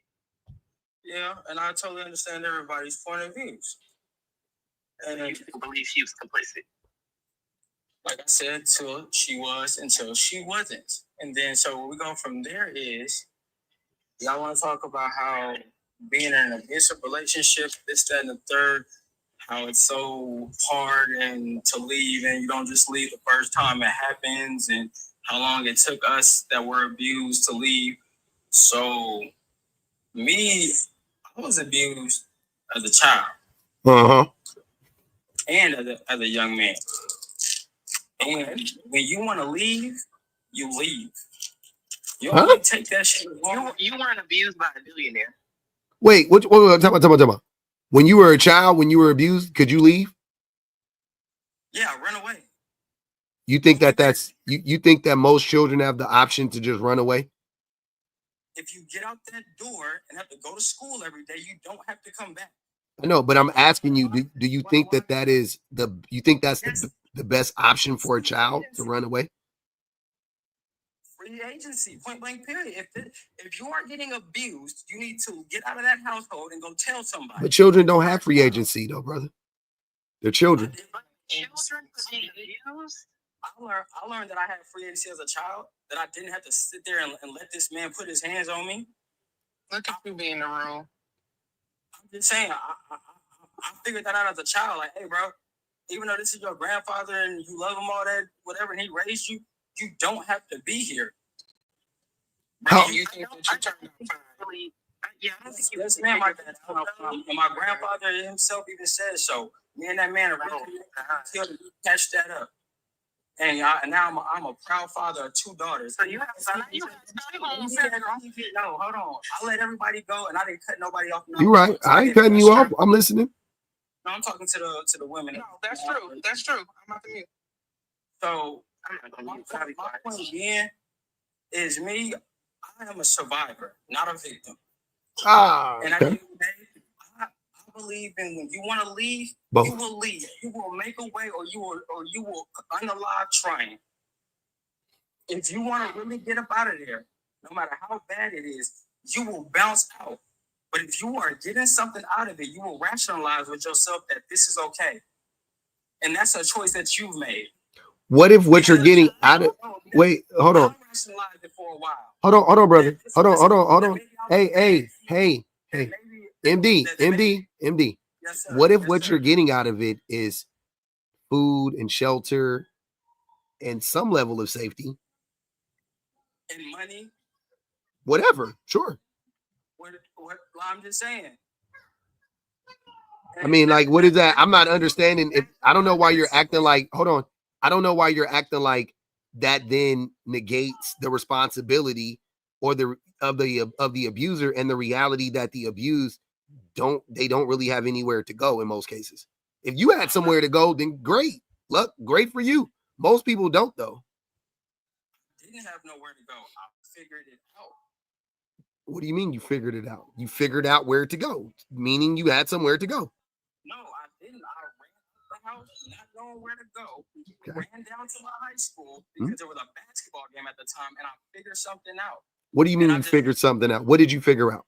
You want me to go into the whole story? Yeah, you might as well now. You brought your story into it. Now we got to hear it. What did you figure out? So then I went to the basketball game. From there, there was a bank across the street that I had banked at because I worked my little high school job, and I had saved about a good $800. I'm like 14, 15. I go grab all of my money like a dumbass, take all my money out in my pocket. And because one of the things I couldn't do was go to this little teen club because my grandfather would never let me. I was like, it's Friday. I'm going to this teen club. And so I sat outside the little teen club. Hold on. Nigel said, I know that's right, Destiny's Chump. Angel said, niggas always oversimplifying things. The poll said, as a regular woman, are you out for multiple disappointments? 11% said yes. 88% said ew. Y'all crazy. Mm-hmm. If women leave at the first sign of every red flag, who giving the niggas a chance? Nobody. Y'all be saying women don't give men chances and blah blah blah, and women strict and this and that. Y'all standards too high, blah blah blah. But there has to be a reason or a way that these men are getting multiple chances to abuse somebody, right? Or lie to them, or manipulate them, or cheat on them. Somebody's giving them a chance, but when women don't give them a chance and we opt out of being in relationships with men, then y'all crash out. So which one is it? That's the MSD TV. Man, you better if a man is on your tail like that and he won't let you get away, you better put that thing on. Sir, I like how you got all the answers as a man who was in an abusive dynamic with family. But again, until you have been a woman in an abusive dynamic, whether it be a power dynamic, a financial dynamic, you got kids with this man, he's threatening to take your kids, and you don't have a job, you don't have a means, you don't have family, you don't have this. You cannot speak to that. So I think you're speaking from your experience as someone who was resilient and overcame. But sir, you might be the exception, but you're definitely not the rule. So I really want you to stop because you're coming off as a victim blamer. You're coming off as somebody, okay, so I didn't run away when I was getting my ass beat, so you better than me. So you got this shit figured the fuck out. You know what I'm saying? Like, you should have bucked up. You should have bucked up like I did and ran away and went and got your money. You know what I'm saying? But everybody doesn't have the wherewithal or the mentality to do that, because then what's next? Homelessness, starving, going into the system, being well, he said of abuse in the system. He already said something interesting. He said he had a bank account with $800 in it and he had a job. As if high schoolers walking around with $800. Like already right there, you are not. So I'm wrong. 14, by the way. I didn't say. Hold on, MD. Nobody is saying you're wrong. We're just pointing out how the story you're telling us isn't reflective of the majority of people in these situations. This was your grandfather. You were an adolescent boy. So even if it was, I'm sure even if it came down to it, if it was a fight or whatever, you could fare decently. You could defend yourself enough. You'd probably be able to escape physically if you had to. So I'm not trying to cut you off, but when I say my grandfather, everybody gets this misconception. So my grandfather was a Marine, a Vietnam War veteran that had a Bowflex in the basement. He wasn't no frail old man. He would go to the community center and give the young niggas buckets. Like he was that old. We don't give a fuck about the Hold on. So you. I'm just saying, like, I got you. When I say I fought off my oppressor, my abuser, I was getting my ass beat. Mm-hmm. I'm talking about my grandfather, his grandmother was a slave. She lived on a plantation and she thought she was free because the massa gave him and her family a little shack next to the big house, but they were still slaves because the only way to get this shack, her dad and her had to sit on the porch while massa go have time, with her mama. Like those are the stories that was passed down to me from my grand. Hold on, baby. What you need? Hold on. Yeah, take a moment. I think. Oh, go ahead. I gotta read some things real quick, y'all. The truth said another thing people aren't thinking about is Diddy was her employer, so that is another power dynamic that he took advantage of. He also abused other employees of his. They will testify this week. Yeah, everybody about to start. Yeah, y'all think what I want y'all to do is this is just week number 1. This is just Cassie. So I want y'all to do that with every single person that gets up there and tell similar stories to Cassie. I want y'all to say the same thing. Oh, they knew. Everybody knew. And like, please be so fucking for real. Teresa said he ran away and became a Smex worker. Drop. I didn't do that till 2020. That was just, and it's so on brand. Yeah, I started doing that till 2020. That was just my spare time. Can I just say, and then up here, you wait a minute. Y'all go ahead. I'm sorry. I'm waiting. Because I'm waiting. How old are you, sir? How old are you, MSD 5 on 20? MDS TV. CD10 code. Sir, how old are you? Ma'am, you can call me by my name without disrespecting me. We ain't got to do that. Just ask him. You got a lot of fucking letters down there. How old are you? It ain't that many letters, Clint. I think you're smarter than that, but I'll be 30 in August. Okay. So, you're trying to tell us that you've had all these adversities to the point where you had to become a Smex worker. Never said I had. He didn't have to. He didn't have to. He did it in his spare time. No, he said he had to do what he had to do. But he never said that was Smex work. Thank you, sir, because I never said that. Listen, ma'am, I understand we all feel passionate about what we're speaking about, but if we're gonna quote each other, please just quote me accurately. Like at the end of the day, like I don't got no problem with none of y'all women. I don't know y'all from a can of paint. I don't need a lecture. I'm just asking you a question. I asked how old you were. Okay, you did Smex work for your free time, your pastime, that was your hobby, whatever. Okay, so you did it in your free time, whatever the case may be. Okay. Again, you're a unique situation. Do you think any of us on the panel were out here doing sex work in our leisure? We weren't. exception, not the rule. But you know what though? It actually is the rule. It actually is the rule. It's very on brand for a child who leaves home at an early age because of abuse that's happening in the home to then go into sex work. That actually is very That's normal. on brand. That's very on brand. Mm-hmm. That's very much the rule. Yep.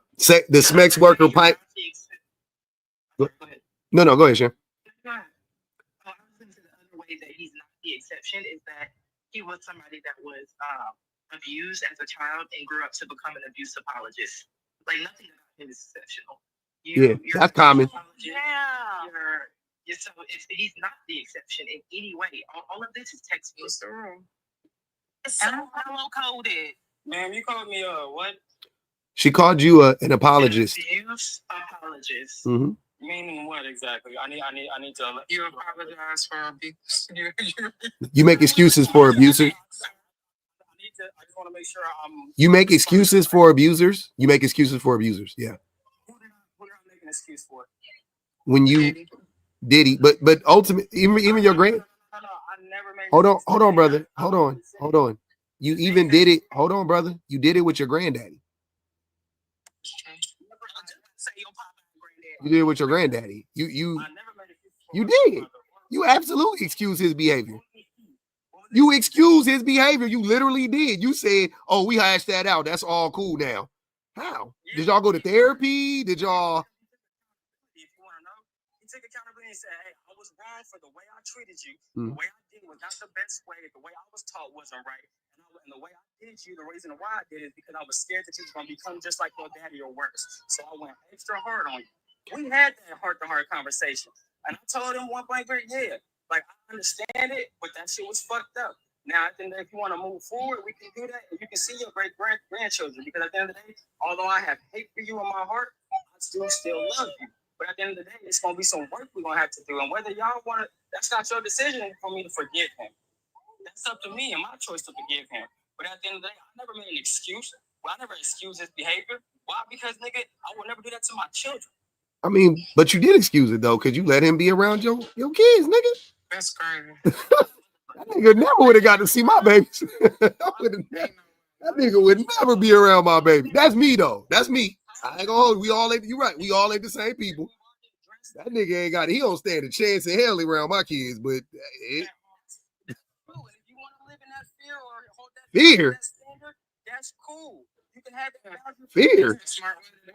That shit seemed pretty intelligent to me. But at the end of the day, for me and that man, we have sat down and we've had that. What did that man do? What did that man do? Did that man go to therapy? What did he do? What did he do? He took accountability. No. He didn't. No, hold on, y'all. He didn't take accountability because he blamed it on the fact that he just didn't want to see you grow up to be your daddy. That's not taking accountability. But what I'm asking is, hold on, brother. What I'm asking is, what did your granddaddy do to actually become a better human being besides pay lip service to the reason he was stomping a fucking mud hole in you when you was a teenager? All he has to do is be a better person to me each day, and that we have and build our relationship this forward. So as long as he don't beat you again, then y'all cool. What else do you want him to do? Like, my nigga. My nigga, that's crazy. That's so crazy. That's crazy.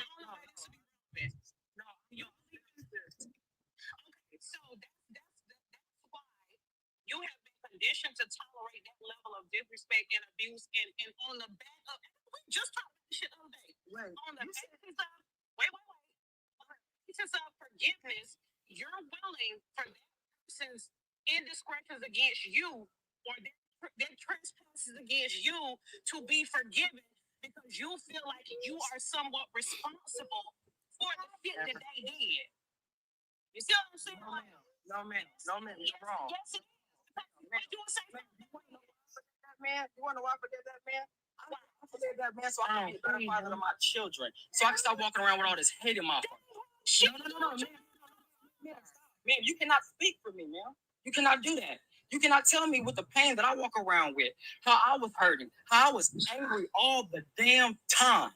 And I had to sort that out. I had to address that myself. And then when I addressed that, hey, you're hurting because you and your father, you and your grandfather ain't y'all ain't addressed that. What up, baby? Did you go to therapy?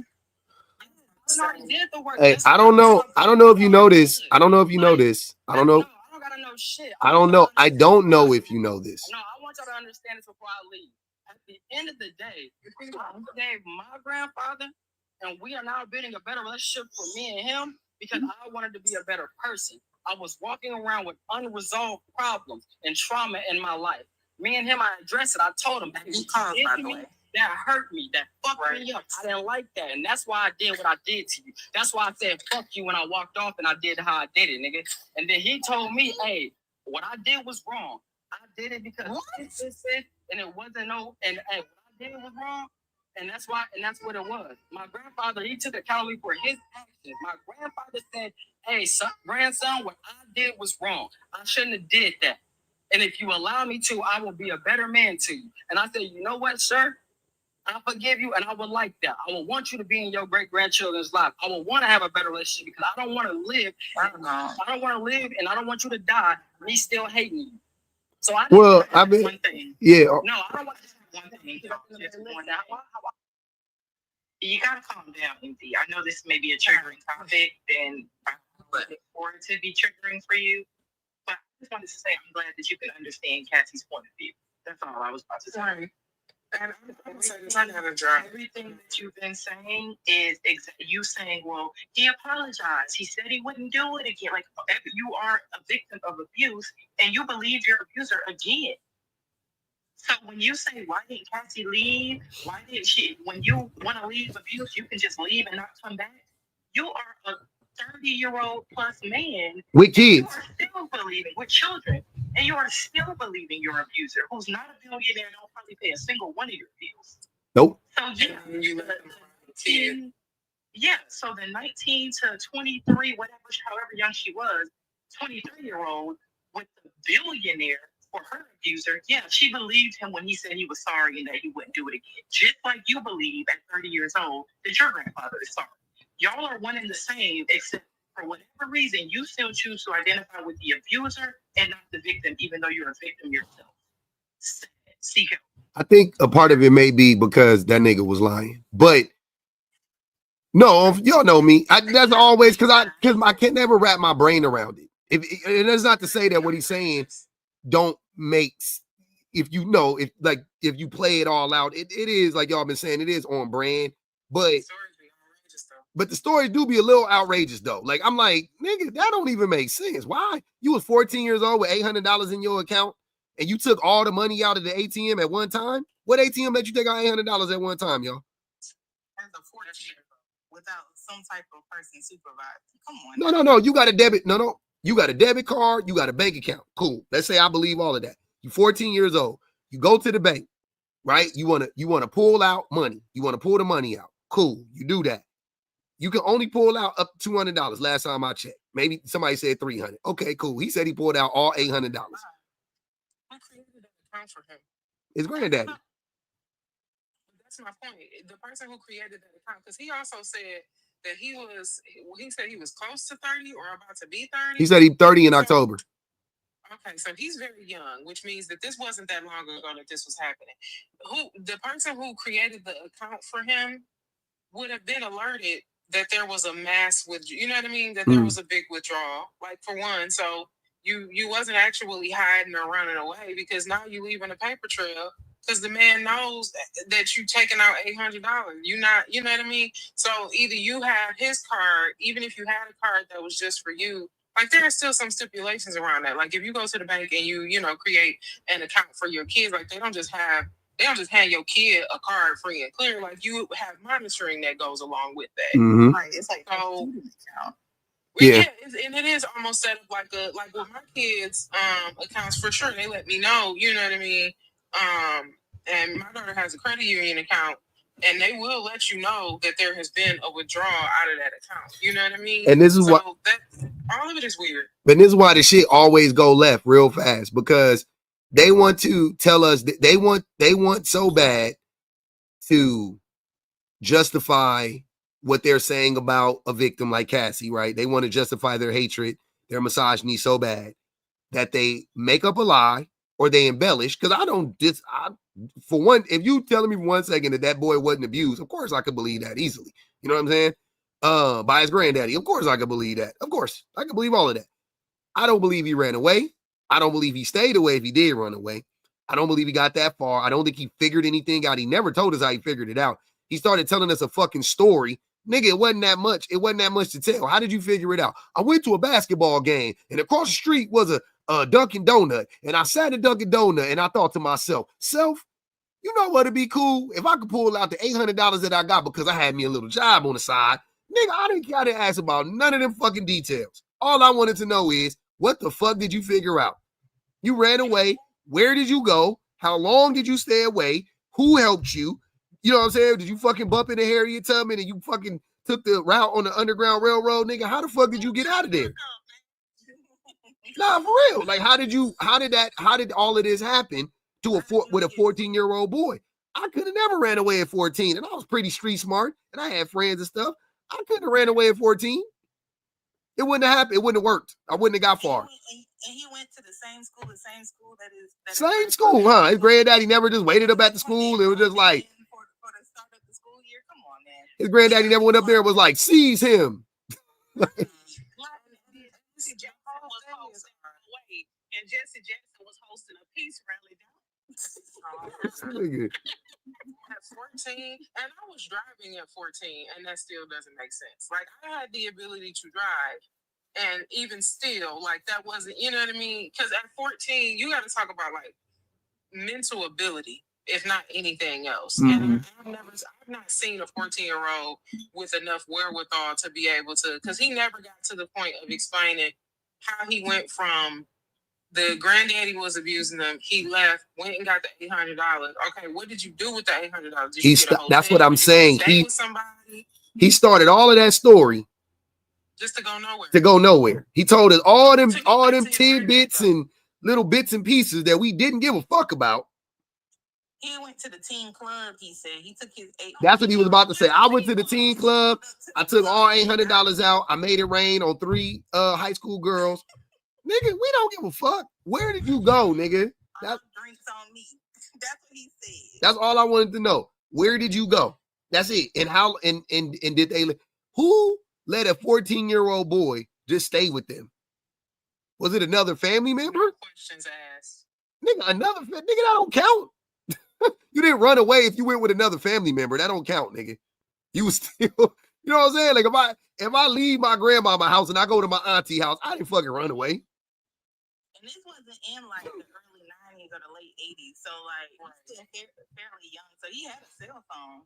Oh yeah, no, this is 2000s. Yeah, this is 2000s. Right. So my thing is even if you wasn't going back to school, you ran away, you was able to be with somebody, they would have noticed that you wasn't still coming to school. They would have contacted the first person, your emergency contact, which is probably his grandfather. Mm-hmm. So like the math ain't mathing. But what I wanted to say earlier when I came up here is like the audacity and privilege to tell somebody, well, you'll find a way, you'll make a way to leave. With him being a man who was once a young boy was so volatile to me. Because, like, not you with daughters saying out loud with your full chest telling people to run away in the middle of the night when men are literally out here in these streets looking for their next victim. How could Cassie run away when they had constant surveillance on her and physical security guards? And the keys to all her homes. You got to think all the homes that Diddy had her put up in. Yeah. He had keys to them, and he would always come back unannounced. They talked about that. Yeah. And they knew where her parents stayed. Like her family, like they knew their location. Yeah, didn't he buy them houses and shit? Yes. Mm-hmm. So even if she would have like escaped and ran to her mama's house, they would have knew like those were like the first people to go to. She was Tina Turner. She should have ran to a basketball game. And then went to a teen club. She was young enough. She put all of this in the when she sued him. Mm-hmm. She put all of this in those documents. She said that she tried to run away several times, and he would just always come back and get her. Yep. We watched footage of her trying to get away from him. And when she was at the elevator about to leave, that boy said, he came and abused her and literally snatched her back. That's the most annoying part about like even trying to advocate for this. This should be a clean cut case. Like this should be very clear. You watched her try to leave and you watched him drag her back. And that was it's not to say that this was the first, second, third, fourth time, because especially once you get to the point, the part that will always stick out to me is getting to the point of you are chasing this lady down the hallway in a towel. You are bucket naked, as Bernie Mac would say, walking down the hotel hallway. The level, it was the middle of the day. Yeah, he didn't give a fuck. Obviously trying to escape. That means that you have been doing this so long that you are completely unaware or don't care about cameras. You don't care about who's in the hotel hallway. You don't care about whether or not she will or won't fight you back because you defenseless because you fucking out here. And her bitch is all out the window. Like this is oh my god. Yeah. I've never seen. All right. Okay, later, BPG. I've never seen. I don't know if y'all have. I've never seen a victim of like any sort of abuse, like or any sort of violence from a man. I've never seen a victim good enough. Like I've never seen a case where it was like, oh, this one is menacing enough to where like all the attention is just on how crazy and menacing this person is. I have never seen that when the victims are women. It's always they're complicit. They have some blame. Well, let's talk about both of them. No matter how, even in a case as menacing as what Diddy got going on, like this man is a monster. It's still not enough for them to be like, no, this man is a monster, period. We can stop the conversation right there. Like, what does it take? Like, it just blows my mind that I cannot think of one single case where, like, we were all unanimous in the fact that this man is just a monster and nobody else is to blame but that monster. When they get up on stand and the men start talking about how Diddy was putting his thumb in their booties, then they might switch up. But until then, Cassie was not a victim. She was just as guilty as Diddy, you know. But until they, you know what I'm saying? Until Usher and them get up there and be like, yeah, that boy played with my nutsack from the back. Nah, they probably still blame Usher. Like, you knew what you was doing. You knew what you was doing. Still blame because at the end of the day, it's not even just about women. It's about protecting abusers, period. Yeah. If all these victims were men, I don't think these men's responses would be any different. No, it wouldn't be. Yeah, they defend abusers all the time. That's what they identify with. Even when, like, what's his face was saying, even when they're the so-called victim, they still are more likely to identify with the abuser in every situation, especially when that abuser is a black man. And empathize because you see the empathy that he was able to gain for his grandfather. So he was able to forgive him and stop holding on to that hurt and blah, blah, blah, so he could be a better man. And his granddaddy promised he would be a better man. And all of a sudden you got all this empathy and you can understand how things change and dynamics change and people are able to change. But you don't understand how somebody can endure years of abuse and it be harder and harder and harder for them to get out. It's wicked work. Go ahead. Oh, hold on. Let me read it. No, never mind. Angel said, so the protector provider Cho says weak. What? Never mind. I'll try to read it from my iPad. Go ahead. I also came up here to see. Were you able to see my PayPal notification? I don't get notifications on PayPal. Oh, okay. Never mind then. I'll look. Well, what I was saying was like, I really want you niggas to truly learn the difference between consent and coercion and how quickly it can become coercive when consent is not an outstanding yes, right? I think someone had said in another live that I was in that she was down with some things in the very beginning, but like y'all had mentioned earlier, once it starts to be, or when she starts to exhibit behaviors of she's not really wanting to be down or participate or engage in the activities of these quote unquote freak offs, something should have went off in his head and said, nah, she don't want to be a part of this. And that's what makes it monstrous on his part, because like she definitely was giving off signs. I know she was probably giving off signs with her body language. Maybe she verbalized that she didn't want to be a part of it anymore, whatever the case may be. And he still forced her to do these things, and even went as far as to smug her up and kept her in that state for quite a long time for her to engage in these activities. So it's no longer her being a part of it willingly. He's doing it upon force. And if y'all can't comprehend how terrible that is, I don't know what else to tell you, niggas. I hate y'all. Valley said, hold on, wait. Valley said, you still got more work to do, nigga. You not done. She talking to, I think she was talking to old boy. Teresa said, they forgive the men that abuse them and hate their moms. That's for sure. That shit is crazy. Tonight just said, quote, if it were me abusing, I want someone to speak up, run cover. And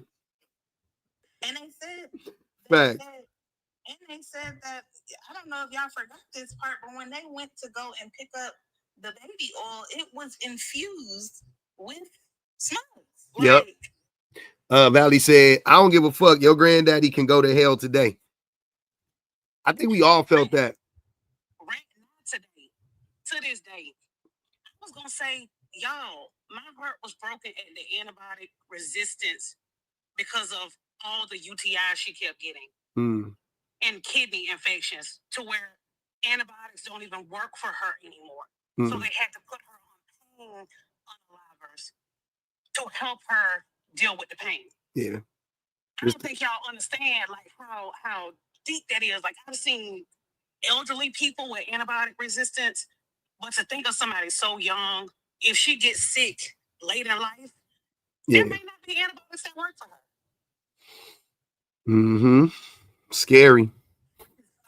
Because since she's pregnant, a lot of times you can get certain things back to back.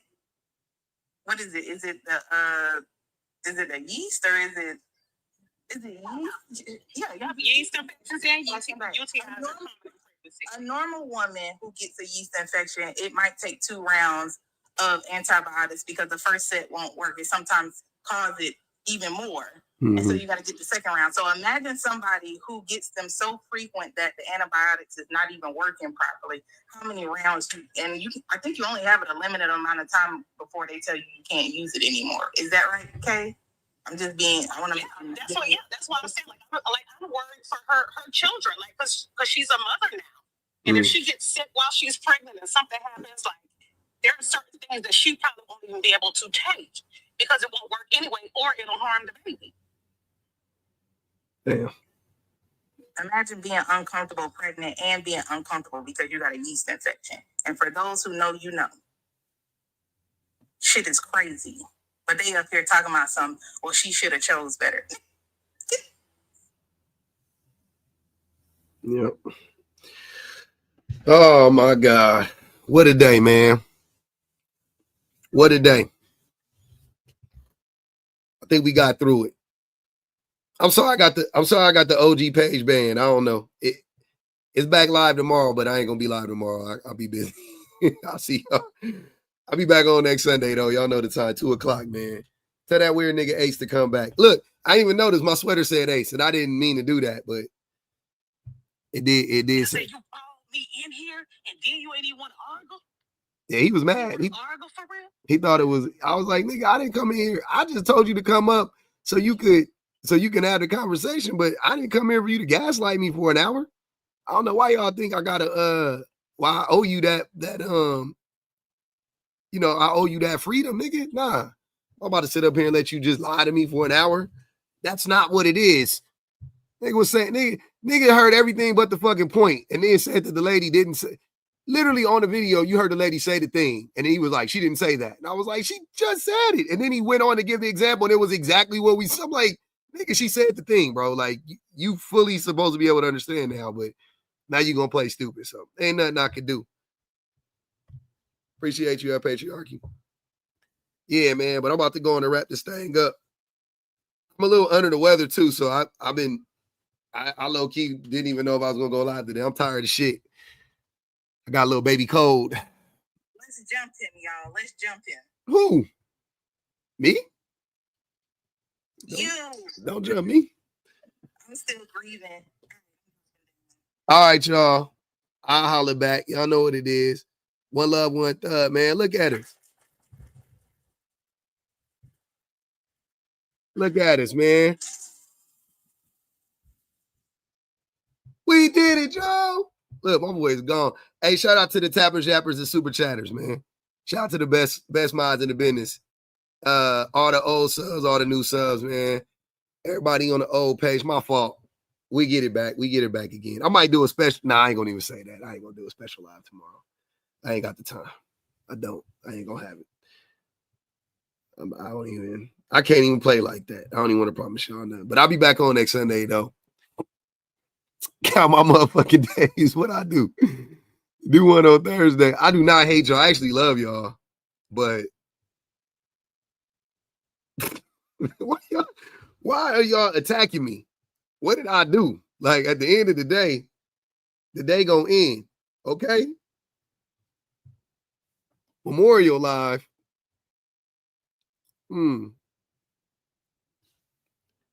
I do need sleep. That's what I'm. Thank you. That patriarchy the only one that care about your boy.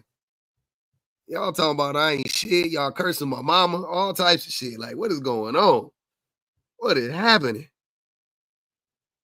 Sundays is fun days, man. What's the best day? Should I change up the day? Y'all complaining about Sunday? Y'all want me to do it on a Friday? Should I do it during the week? Is that better for y'all during the week when y'all at work? Thanks, Victoria. Here, I'll put the poll up on YouTube. I'll put the poll up on YouTube. No weak shit, all right. Just give us your time. Oh my God. I did wean y'all off because I'm doing it once a week. That's the weaning part. And I wait till everybody all out of church. I do it at 2 p.m. Western Pacific Standard Time. I'll be trying now. Oh, okay. So Sundays is cool. All right, cool. We gonna lock it in on Sundays. He gonna keep us in the ghetto, grab y'all road spray.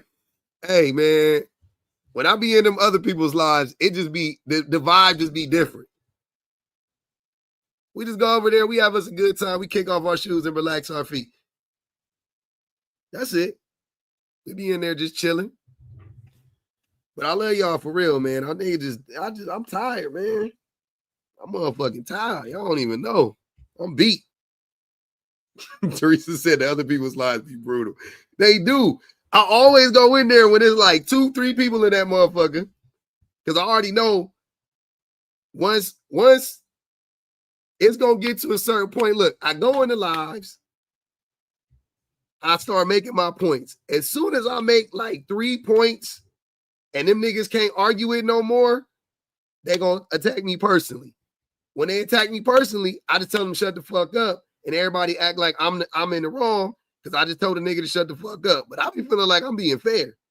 Because I ain't saying nothing about y'all. I just was talking my shit. I ain't saying nothing about you personally. I don't know you. I've only been attacking what you saying.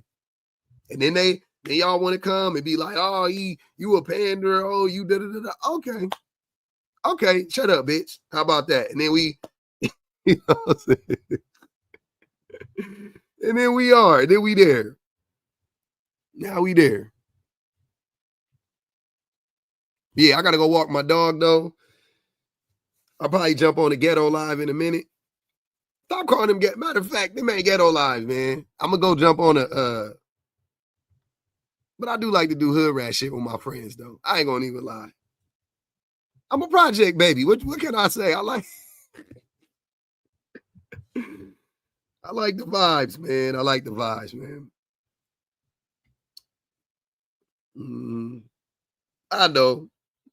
I'll be having a good time. Ahmed want to join. I'm not doing it, Ahmed. Leave me alone, brother. All right. That's what I thought. I thought we was all, you know what I'm saying? I like hood rat shit. So my fault. My fault if I thought y'all like hood rat shit too. My bad.